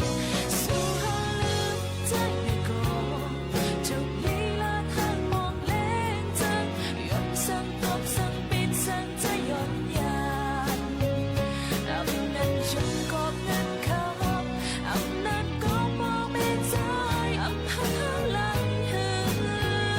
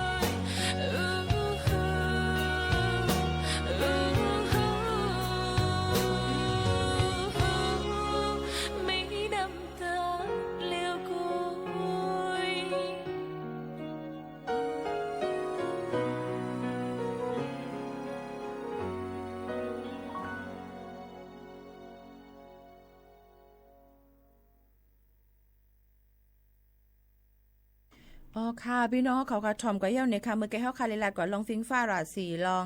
การโครงการคนละครึ่งพลัดนะคะย่อก็ลองกาขันค่ำเนี่ยค่ะเนาะอันมันขึ้นลงอยู่ในจังหนังไหนค่ะบ่แม่ปีๆน้องๆเขาค่ะก็ได้มีจังนั้นค่ะเนาะก็มีเฮาค่ะมาด้วยค่ะมันก็ถามว่าจ้องถูกหรือเลยลงตื่นล้างซื้อคำไว้อยู่5เนี่ยค่ะพี่น้องเขาค่ะก็มันจะเป็นตั้งเลิกดีหลีเพราะเฮาค่ะซื้อคำไว้เนี่ยค่ะนะพี่น้องเขาค่ะเพราะว่าเฮาค่ะใครซื้อคำไว้มันก็เป็นตื้อตั้งอันลีหนึ่งอันไหนนั่นค่ะพี่น้องเขาค่ะย่อก็ติเป็นการลงตื้นล่างอันปีอันข้าวยาวนั่นค่ะนะเนาะซึ่งหือกอลีค่ะพี่น้องเขาค่ะมันก็กาขันคำในมันติขึ้นลงนั่นค่ะนะหรือเลยต้วยว่าเฮาค่ะมีตื้นล่างไว้นำมอก็คือเลยก็ซื้อคำมาลงไว้แทงจังหนังไหนค่ะเนาะพี่น้องเขามันก็ติมีจังไหนค่ะลองคอลีของมันอันลงตื้นล่างซื้อคำนั่นซ้ำในนั่นค่ะย้อนเปิดสั่งหนาเป็นเตเฮกังว่าเงินนั่นขนาดเราให้กลางเราเงินเนี่ยนั่นค่ะพี่น้องค่ะเงินอันดีเงินเฟ้อเนี่ยค่ะเป็นว่าในความไทยนี่ค่ะคือจังหนังไหนค่ะเนาะมันก็เตลีเนี่ยค่ะมันก็ติเก็บไว้ใจมือพ่อเขาคานลำลองแหละหรือได้เจอนั่นขนาดเนาะเยอะก็โคของก็มีดเป็นรองรถเพเนี่ยค่ะเพราะว่าเฮาคาไปมักมีมันสุกสักเนี่ยถ้ากว่าเลยมาไหลเสียมว่ามันก็เป็นคู่ของอันดีง่ายเยอะกว่าขายติไหลก็ไหลนั่นขนาดเนาะเยอะก็มีตื่นตังลงตื่นลางในแต่ติไหลน้ำเมียดมันเข้าหึงในนั่นค่ะนั่นค่ะพี่น้องเขาเยอะก็เตะง่ายๆค่ะลองการลงตื่นล่างซื้อคำในค่ะเนาะพี่น้องเขาค่ะอันถูกลีไลฟังวนเมียนนั่นซ้ำแต่เป็นรองสั่งนะเพราะซื้อคำมาลงตื่นล่างนั่นค่ะพี่น้องเขาค่ะก็เตมีว่าลองกาขันคำมันเด็กขึ้นลงแต่เสียใน1วันเลยลงเป็นหลายข้าวหลายกำเหลวจังไหนค่ะที่จังให้แล้วค่ะลงขาดทุนและปุตื่นล่างมันไหลนั่นค่ะเนาะเป็นอย่างนั้นค่ะถูกดีเลยเลือกซื้อการลงทุนคำเนี่ยจังหือหลักซื้อเป็นคำแตงค่ะอย่าไปซื้อคำอันเป็นลายเป็นเล่นเป็นสายข้อจบแวนเนาะจะได้ถูกดีเลยซื้อค่ะนะเพราะว่าติลงตื่นลางกาขายนั่นค่ะเนาะซื้อไปเป็นคำแตงค่ะกาขันลดย่อมมันก็น้ำนั่นค่ะเนาะพี่น้องเขาค่ะเพราะว่าเป็นคำสายข้อว่าจบแวนจะได้มันกึ่งเรียบตอนแต่ได้ซื้อมาหอยมาตื้อนั่นกล้วยนั่นขนาดถูกดีเลยเอาซื้อมาไว้ยาก็เอาไปตากขายค่ะยันเพราะว่ามันดีซื้อออกมาก็มันซื้อออกมาก็มัน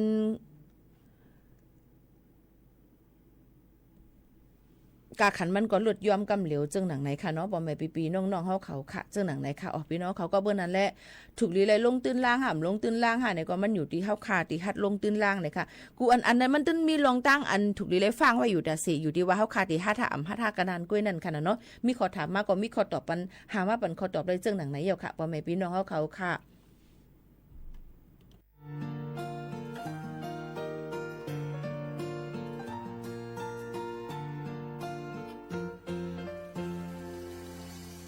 เลยจำเธอเมื่อคืน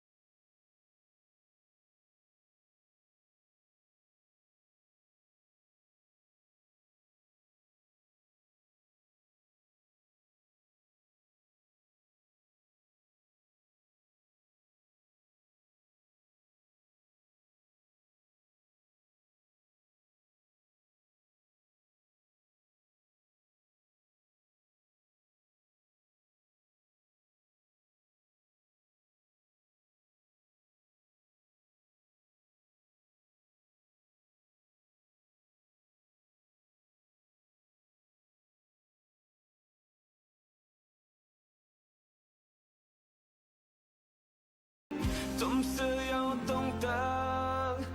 更要冷。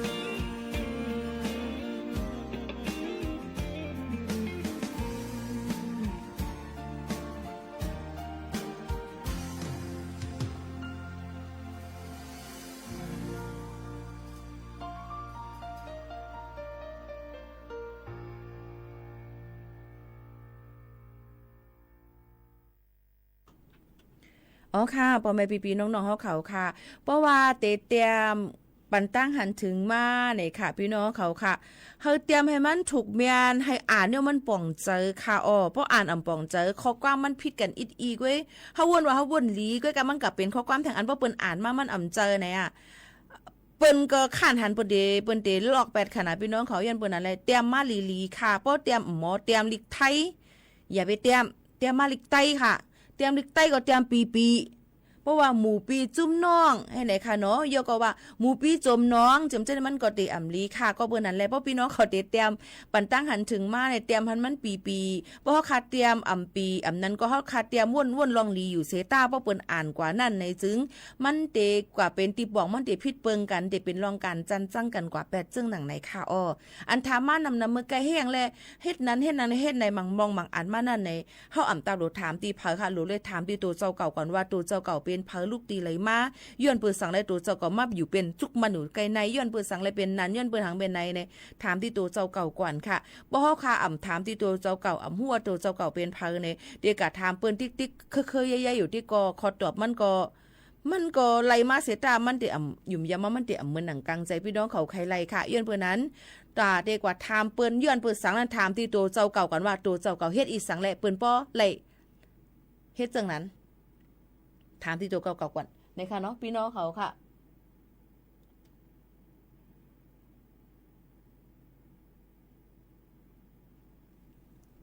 ย้อนบอกว่าข้อความในเนี่ยค่ะมันเตจังสื่อปันให้เฮาค่ะฮู้ว่ามันเด็กเขาจะผิดกันไรค่ะเนาะก็เบิ่นนั้นให้ฟังกันไว้ในนั่นค่ะพี่น้องเขาค่ะเฮาฟังกันไว้จ้อมในนั่นค่ะเนาะเพราะว่าเตรียมมาลิกไทยนี่ก็เตรียมลิกไทยปีค่ะเพราะว่าเตรียมลิกไต้นี่ก็เตรียมลิกไต้ให้มันเพี้ยนให้ไหนค่ะเนาะมันก็ได้อ่านได้ปองใจกันง่ายในนั่นค่ะเนาะกูวันในหมู่ขาวนนก็คัดใจดอนตาที่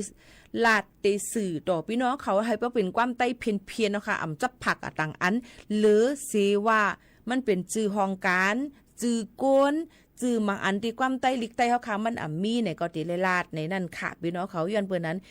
คายุ่มยำว่าคาลัดในมันเพี้ยนสุดเอาค่ะนะตอนดักความใต้จ่องพี่น้องเขาว่านั้นค่ะเพราะพี่น้องเขาว่าอันนี้หมู่เขานุ่นลัดกว่าในความคอความใต้มันเพี้ยนอยู่นั่นในจึงเนกมาปัญหาเรียกว่าปัญหาค่ะพี่น้องเขาเรียกว่าปัญอีกนึงค่ะลูกค้าใครฮู้ว่าพี่น้องเขาจ่องถ่อมใครอยู่เลยมีศูนย์โฮมจ้อมกันแต่เจออันถ่อมอยู่เจอไหนในค่ะน้องพี่น้องเขาค่ะยินจมเตะๆค่ะนะก็เบิ่นนั่นแหละเฮาคาอยู่จ้ำกันที่ใดให้เหมือนปีเหมือนน้องกันค่ะก็ได้เป็นสื่อเป็นกลาง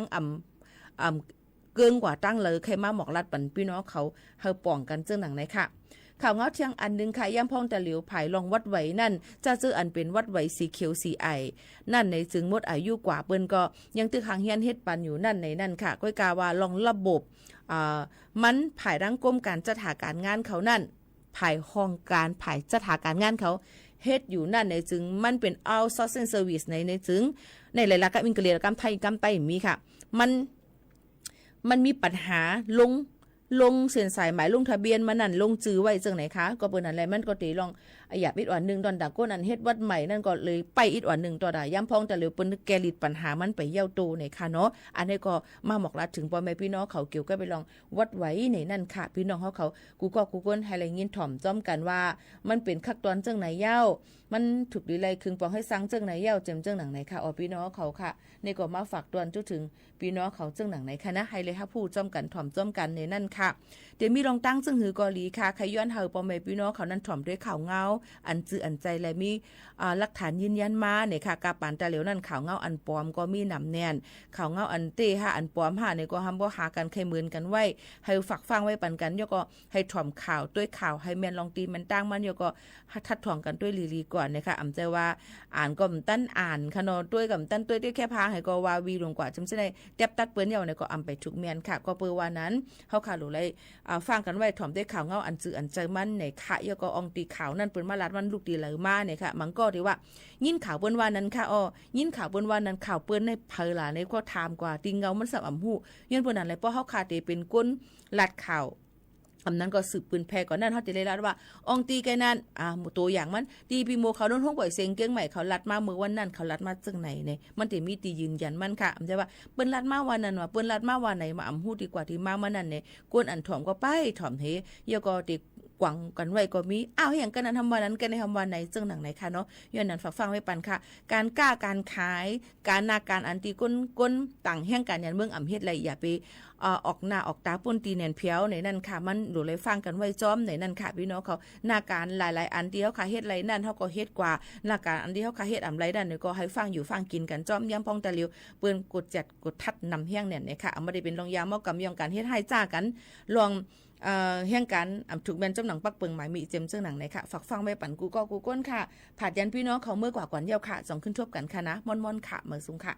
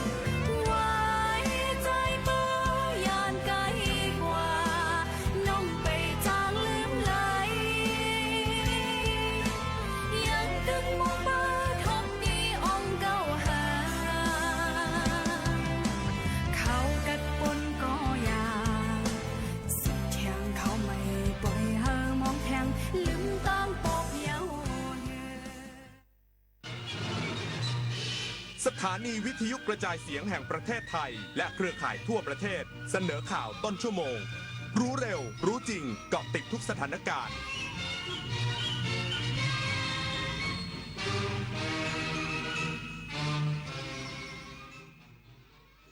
รับฟังข่าวต้นชั่วโมง 23 นาฬิกากับอานนท์ นันตะสุคนครับสำนักงานนวัตกรรมแห่งชาติองค์การมหาชนร่วมกับการท่องเที่ยวแห่งประเทศไทยมุ่งส่งเสริมความร่วมมือและพัฒนานวัตกรรมด้านการท่องเที่ยวอีกสักครู่ก็มาติดตามรายละเอียดครับโครงการพัฒนาระบบกสิกรรมด้วยศาสตร์พระราชาช่วยส่งเสริมอาชีพให้เกษตรกรโดยรวมกลุ่มเพื่อช่วยเหลือตนเองและช่วยเหลือซึ่งกันและกันให้มีความเป็นอยู่ที่ดีสร้างความเข้มแข็งในระดับชุมชนแต่ละพื้นที่อย่างเหมาะสมต่อเนื่องสู่การพัฒนาที่ยั่งยืนเพื่อให้เกษตรกรสามารถดำเนินชีวิตได้อย่างมั่นคงด้วยหลักเศรษฐกิจพอเพียงศาสตร์พระราชาปวงประชาเปี่ยมสุขอาชญากรรมออนไลน์ความท้าทายและโจทย์ใหญ่ของประชาคมอาเซียนที่ต้องผนึกกำลังกันรับมือภัยไซเบอร์ในภูมิภาคผ่านกรอบความร่วมมือสู่โรดแมพ 4P Preventing ป้องกันการแทรกซึมขององค์กรอาชญากรรม Pursuing นำคนผิดเข้าสู่กระบวนการยุติธรรม Protecting ปกป้องเหยื่อและกลุ่มเปราะบาง Promoting เสริมพลังความร่วมมือทุกระดับร่วมสร้างภูมิภาคที่ปลอดภัยไร้พรมแดนและเข้มแข็งไปด้วยกันดินถล่มภัยพิบัติในช่วงหน้าฝนโดยเฉพาะพื้นที่เสี่ยงภัยมักส่งสัญญาณความผิดปกติทางธรรมชาติสังเกตพบสัญญาณจากฝนที่ตกหนักนานกว่า6ชั่วโมงระดับน้ำในแม่น้ำลำห้วยสูงขึ้นเร็วและดินอยู่ในสภาพชุ่มน้ำผิดปกติน้ำเปลี่ยนเป็นสีเดียวกับสีดินภูเขาได้ยินเสียงการไหลของโคลนให้รีบอพยพอยู่ห่างจากลำน้ำให้มากที่สุดและโทรขอความช่วยเหลือสายด่วนนิรภัย1784เยาวชนคือพลังสำคัญในการขับเคลื่อนอาเซียนไปข้างหน้าประเทศไทยพร้อมสนับสนุนเครือข่ายเยาวชนอาเซียนให้แข็งแรงเป็นมิตรและรวมพลังด้วยการสนับสนุนเครื่องมือดิจิทัลและพื้นที่ให้เยาวชนได้แสดงออกลงทุนในโครงการพัฒนาเยาวชนสนับสนุนความร่วมมือข้ามพรมแดนและส่งเสริมการเข้าถึงการศึกษาทักษะสำหรับอนาคตอย่างเท่าเทียมเยาวชนอาเซียนคือพลังสร้างอนาคตสำนักงานนวัตกรรมแห่งชาติองค์การมหาชนร่วมกับการท่องเที่ยวแห่งประเทศไทยมุ่งส่งเสริมความร่วมมือและพัฒนานวัตกรรมและเทคโนโลยีด้านการท่องเที่ยวผ่านแพลตฟอร์ม Amazing Thailand Innovation Gadget นางสาวกฤษภกาบุญเฟื่องผู้อำนวยการสำนักงานนวัตกรรมแห่งชาติพร้อมด้วยนางสาวถาปณีเกียรติไพบูลย์ผู้ว่าการการท่องเที่ยวแห่งประเทศไทยร่วมลงนามบันทึกข้อตกลงความร่วมมือว่าด้วยความร่วมมือในการส่งเสริมและพัฒนานวัตกรรมและเทคโนโลยีการท่องเที่ยวณสำนักงานการท่องเที่ยวแห่งประเทศไทยกรุงเทพโดยผู้อำนวยการสำนักงานนวัตกรรมแห่งชาติกล่าวว่าภาคการท่องเที่ยวถือเป็นภาคส่วนที่สำคัญที่สร้างรายได้ให้กับประเทศไทยที่มีการเติบโตอย่างต่อเนื่องโดยปัจจุบันได้มีการนำเทคโนโลยีและนวัตกรรมเข้ามาใช้ในภาคส่วนดังกล่าวในหลายมิติซึ่งถือว่าเป็นโอกาสในการสร้างความเชื่อมั่นและอนาคตการท่องเที่ยวของประเทศไทยโดยความร่วมมือในครั้งนี้จะเป็นการพัฒนาแพลตฟอร์ม Amazing Thailand สู่การเป็น Amazing Thailand Innovation Gadget ที่รวบรวมนวัตกรรมและแพลตฟอร์มของผู้ประกอบการไทยที่ส่งเสริมภาคการท่องเที่ยวในประเทศและมีความปลอดภัยรวมถึงส่งเสริมการยกระดับสู่การเป็น Safe City และพัฒนานวัตกรรมกับการท่องเที่ยวไทยให้เติบโตไปพร้อมกันชวนันท์ มาลีรายงานกลุ่มประชาชนในพื้นที่ตามแนวริมน้ำปิงอำเภอเมืองเชียงใหม่อำเภอสารพีและภาคเอกชนรวมตัวยื่นหนังสือสนับสนุนการปรับปรุงฝาย3แห่งในลำน้ำปิงป้องกันอุทกภัยในพื้นที่จังหวัดเชียงใหม่กลุ่มประชาชนในพื้นที่อำเภอเมืองเชียงใหม่อำเภอสารพีตามแนวลำน้ำปิงและภาคเอกชนได้รวมตัวกันเดินทางมายื่นหนังสือถึงผู้ว่าราชการจังหวัดเชียงใหม่เพื่อสนับสนุนในการปรับปรุงฝาย3แห่งในลำน้ำปิงปรับปรุงท้องน้ำเพื่อให้อัตราการไหลของน้ำในลำน้ำปิงไหลได้สะดวกรวดเร็วยิ่งขึ้นป้องกันน้ำท่วมในเขตพื้นที่เศรษฐกิจตัวเมืองเชียงใหม่และพื้นที่ด้านท้ายของลำน้ำปิงที่บริเวณด้านหน้าศาลกลางจังหวัดเชียงใหม่อำเภอเมืองเชียงใหม่จังหวัดเชียงใหม่โดยมีนายทศพล เผื่อนอุดมผู้ว่าราชการจังหวัดเชียงใหม่ตลอดจนหน่วยงานที่เกี่ยวข้องเข้ารับหนังสือจากตัวแทนของกลุ่มประชาชนซึ่งเป็นกลุ่มที่ได้รับผลกระทบจากอุทกภัยครั้งใหญ่ที่ผ่านมาโดยการปรับปรุงฝายทั้ง3แห่ง อยู่ในแผนการแก้ไขปัญหาเชิงโครงสร้างพื้นฐานระยะเร่งด่วนในพื้นที่จังหวัดเชียงใหม่และจังหวัดเชียงรายมีพื้นที่เป้าหมายคือลำน้ำปิงจังหวัดเชียงใหม่ลำน้ำกกลำน้ำสายจังหวัดเชียงรายซึ่งได้กำหนดแนวทางการแก้ไขปัญหาเชิงโครงสร้างพื้นฐานระยะเร่งด่วนโดยขุดลอกลำน้ำที่มีตะกอนทับถมและขยายหน้าตัดหรือถอนสิ่งปลูกสร้างหรือสิ่งกีดขวางการไหลของน้ำและการปรับปรุงฝาย3แห่งในลำน้ำปิงพิมลกันเดชาชัยทีมข่าวสวทเชียงใหม่รายงานกรมชลประทานจัดประชุมปัดฉิมนิเทศโครงการอ่างเก็บน้ำลำตะเพินตอนบนระบบผันน้ำเพื่อเสริมความมั่นคงด้านน้ำในพื้นที่จังหวัดกาญจนบุรีและสุพรรณบุรีนายสิทธิวีวรรณพฤกษ์รองผู้ว่าราชการจังหวัดกาญจนบุรีเป็นประธานเปิดการประชุมปัดฉิมนิเทศงานจ้างสำรวจออกแบบโครงการอ่างเก็บน้ำลำตะเพินตอนบนโดยโครงการดังกล่าวมุ่งแก้ปัญหาการขาดแคลนน้ำในพื้นที่อำเภอหนองปลือและอำเภอเหล่าขวัญจังหวัดกาญจนบุรีรวมถึงอำเภอด่านช้างและอำเภอหนองย่าไซจังหวัดสุพรรณบุรีด้วยการผันน้ำจากลุ่มน้ำห้วยตะเพินเพื่อเพิ่มความมั่นคงด้านน้ำให้กับเกษตรกรซึ่งจากผลการศึกษาพบว่ามีปริมาณน้ำท่าเฉลี่ยปีละประมาณ 78.56 ล้านลูกบาศก์เมตรสามารถสนับสนุนการเพาะปลูกได้อย่างมีประสิทธิภาพการประชุมครั้งนี้จัดขึ้นเพื่อสรุปผลการดำเนินงานสำรวจและออกแบบพร้อมเปิดรับข้อเสนอแนะจากทุกภาคส่วนเพื่อให้โครงการเกิดประโยชน์สูงสุดและตอบโจทย์ความต้องการของประชาชนอย่างยั่งยืนธิดาทิพย์หอมมะลิสวทกาญจนบุรีรายงานจบข่าวอานนท์นันตะสุคนอ่านรับฟังข่าวครั้งต่อไปเวลา 6 นาฬิกาติดตามข่าวที่นำเสนอไปแล้วได้ที่ www.thainews.prd.go.th